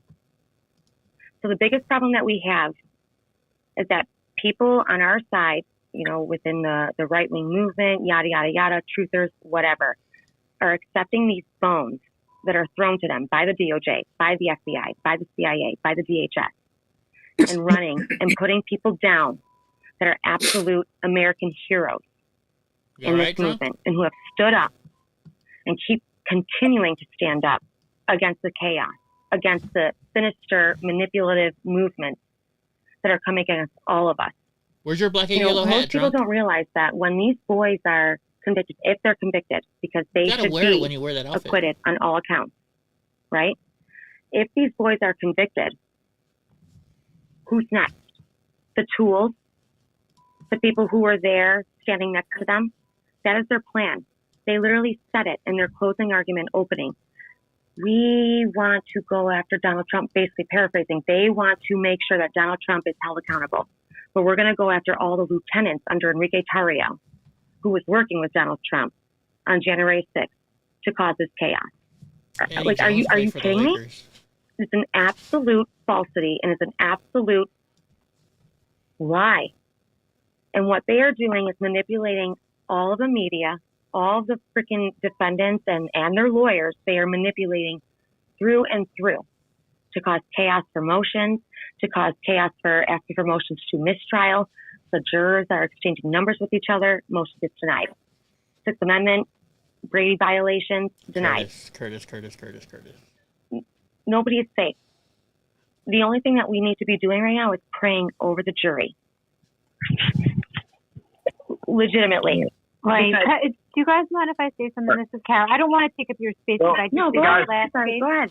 And I know this is I came across this why Enrique was. Why'd you fucking let her? You know, I helped facilitate that space, and I really did want to give him the time. I mean, we make mistakes as people. But you wouldn't shut the fuck up. I invited a lot of journalists because I really wanted a lot of people to come listen to that. There's a lot of reasons why. I think that one of the things that Enrique wanted was the liberal media to listen in, and he wanted to be able to say what he wanted to say. But, you know, when you have so many speakers and so many egos, everybody starts to clash. It's unfortunate. It's human nature. And at the same time, as I'm moderating the space, I had to get on a Greg Kelly thing who actually wanted to cover Enrique's trial, and he wanted me to give an update. So there was like a 20-minute span. I think that's when all like the kind of chaos kind of ensued, where everybody started kind of going back and forth, and Enrique was getting cut off. But I actually had to put myself on. Yeah, but Ryan wanted to indict Enrique on that. Right, and then I spoke to Enrique at length, and Hang on. Listen, we're going to do hands, okay? I explained this at the beginning for the people just coming in here. We're going to be doing hands. We're not going to be breaking in. We're not going to be doing that. We just witnessed that crap on that space. We're not doing that here.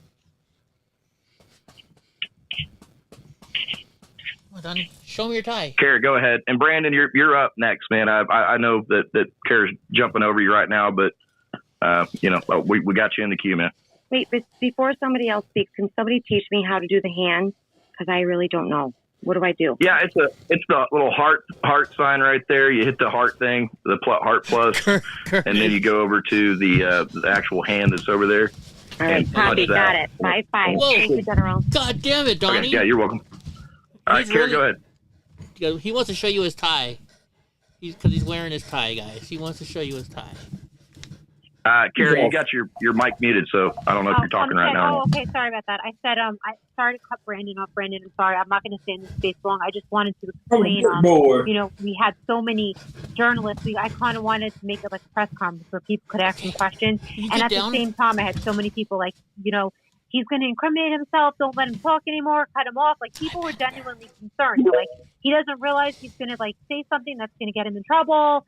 So I had, like, many people texting me that and DMing me, like, make him stop. And I don't think he said anything that was incriminating at all. But people were coming from a good place, I think, and saying, like Enrique, to stop talking right now until, like, the jury comes back. But he's a grown-up, and he wanted to do this space. And I spoke with him at length this week. We strategized. He wanted me to invite liberal media. He wanted me to invite a lot of media. And he wanted to be able to speak to the media. So I think what happened was, like, there were so many, I guess, people on there with big personalities that started clashing with each other. Unfortunately, that's what happened. But I really, we could do another one if you want. But at the same time, it's like it was starting to get me a little bit paranoid because I had so many people writing me, you got to put this to an end. You got to put this to an end. Enrique is going to say something, and it's going to come out in mainstream media tomorrow, and it's going to be your fault because he's going to say something, and the New York Times or Ryan Riley is going to completely misconstrue it. And you're going to thank yourself for it. So I'm getting all these crazy messages. So I'm just trying to explain where the panic kind of inside of me is going on right now. Because that's not what I want to happen. Like, Enrique is my friend I wanted to be able to give him a platform to be able to speak. And I also wanted a lot of people to come. So I invited people that were, journalists that had followings and hoping that they would actually write about it, So that was kind of like a strategy. We wanted people to actually cover it. So, yeah, I'm sorry it came across that way. That was not. And Eddie, I respect you. I know all about you. I know, I've studied the witnesses in this case. I'm sorry if you feel slighted in any way or people were trying to take away from Enrique, because that definitely wasn't the case. I think we were trying to just keep an open dialogue going, but then you get certain personalities that kind of come in and then everybody kind of goes off in another direction. So never did I want to cut you off, Eddie, or any of the other people who were witnesses at the trial or the Proudboy. So I appreciate that. It's just and I love them. We all went there to hear Enrique talk, and it was all about everybody else trying to get their clout, it seemed like, and that was what was upsetting me. I didn't mean to yell at you guys, but it was getting old. Enrique's paying time to be on there, and all you guys were talking about my book this, my book that. Shut the fuck up and let Enrique talk. Don't say me, Eddie, because I wasn't Eddie. I wasn't saying you. I'm saying everybody. I'm saying everybody. I was trying to toss it around next. I get people to ask Enrique questions. I was like, does anyone have questions for Enrique? That's all. I was moderating. I didn't say a single thing about. I never wanted to write a book. But I'm just saying, I was really trying to moderate it. It's like when you have 10 personalities in a room, it's difficult. Well, I know. I'm kind of a big deal. I always got to be the top guy there, right? I mean, I know how it is. Then I have Eddie Block yelling at me and saying, "What the hell?" And I'm like, "Oh my god, I don't want Eddie to yell at me." Well, I love you. Well, thank you. I appreciate that. I don't know much about you, but I appreciate you and stuff. It was just so much. I went there to hear Enrique talk, and it was just so upsetting. I couldn't hear him talk. Well, if he's willing to do another one, we will, and maybe after the verdict this time. People were sending me legitimate concerns, saying, Carol, if he says something, the liberal media picks it up, and they misconstrue it, which we know they will. I actually went out of my way to text all those liberal writers afterwards, like Olive Branch was it was so great having you. You know what I mean? Because I don't want them to misconstrue things like that. That's what they do, and maybe I know they have to be human deep down there. I'm sure they are. If I may. Kara, you did an amazing job. You did an amazing job hosting the space, and you did what you needed to do. Enrique came to you. He wanted to come on here. He wanted to talk about it. He knew exactly what he was coming up against. He is 10 steps ahead. 10 steps ahead. Always is with the media. Always. Right? So what he learned tonight is that there are still steps that need to be taken within our movement, within all of the people and patriots who are fighting for January 6th, to take a step back, really adjust what's going on, and stop using emotions to control what is going on. That is a fact. That is exactly what he was doing. He legitimately wanted to see who he could trust, what he could say, when he could say it, how he could say it, and when he could come back again. Do you Brandon, guys remember how we got extremely patient. Brandon, you've been extremely patient. I know Brandon's been patient, but I want to address Cara before she leaves the room. Cara, it is important for you to understand that Ryan. Oh, shit. Oh, he muted her. My bad. I pushed the wrong button. I was pushing mute on my mic, and I muted the It's okay. Sorry. Suzanne, quickly, and so we can I just want to address Cara. I just want to address Cara. I'm asking Cara to do an expose on who these people actually are. They're sedition hunters. Ryan J. Riley wrote the book Sedition Hunters. They're intimately linked with DC Antifa, who stalks the vigil. We have the links. I can show you all the connections. They're linked to Miami Antifa. I know who Ryan Riley when you're bringing Antifa into the room, it endangers us. And that's my concern. I'm all for liberal journalists, but they're Antifa. Just so you know, I every single person I cleared with Enrique first, I said Ryan Riley. I said, Enrique, are you sure? I said Alan Swear. Enrique, are you sure? I said Kyle Steen. Enrique, are you sure? You know what I mean? I extended the respect of asking him. And I didn't agree with him on everything, but if he said yes, invite him in. I said, will you take a question from him? Are you sure? Are you sure, Enrique? Are you sure? I asked him multiple times. That's because Enrique can handle his shit. Well, with all due respect, he's been in jail for 2 years. I don't think he knows necessarily who these people are. Right. I get it. And so that was the conundrum, right? So then I have people saying that. So it's I'm kind of stuck between a rock and a hard place. At the same time, respecting the conversation I had with Enrique. Enrique is not afraid of anybody. That's what the whole point is. He said uncensored was the most important thing. He wanted to speak freely, and he wanted to take questions from liberal media if they had them and if they raised their hands. I'm going to be drunk tonight, aren't I? But then, of course, I'm listening to you, and sometimes people don't know.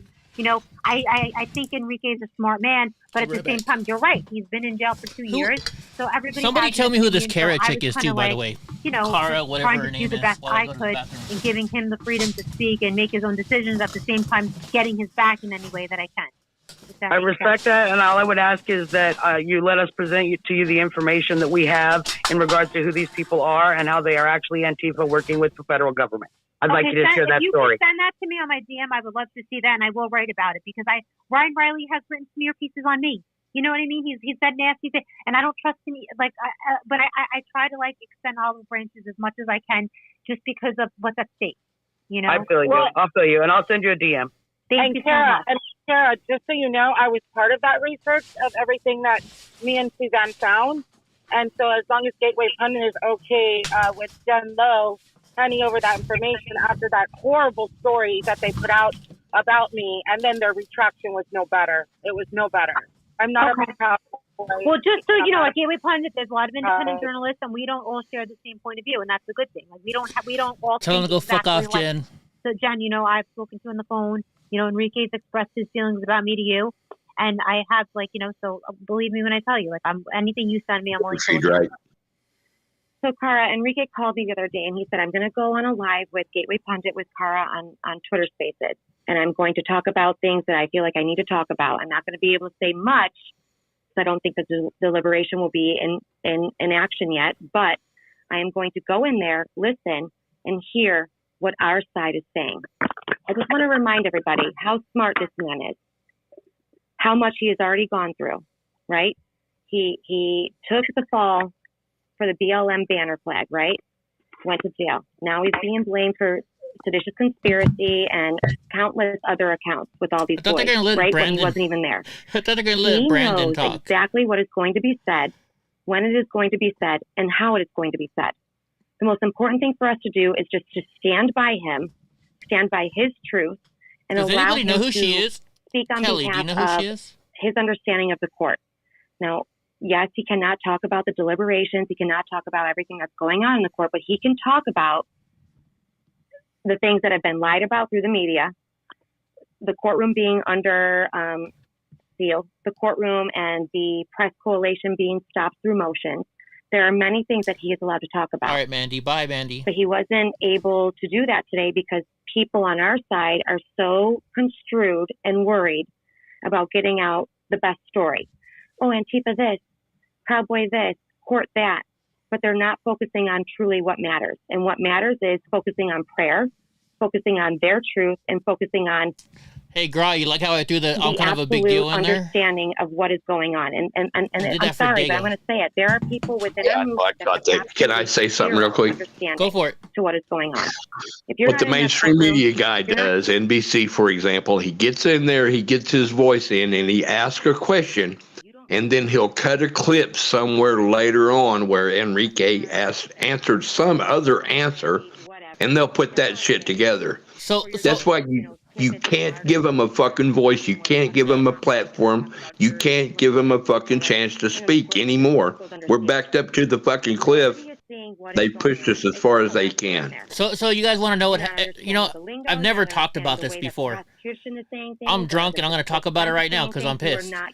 The whole thing that happened with the Proud Boys. So on January 7th, I was in the airport and I did it. I said, look, I'm going to talk about this before I forget.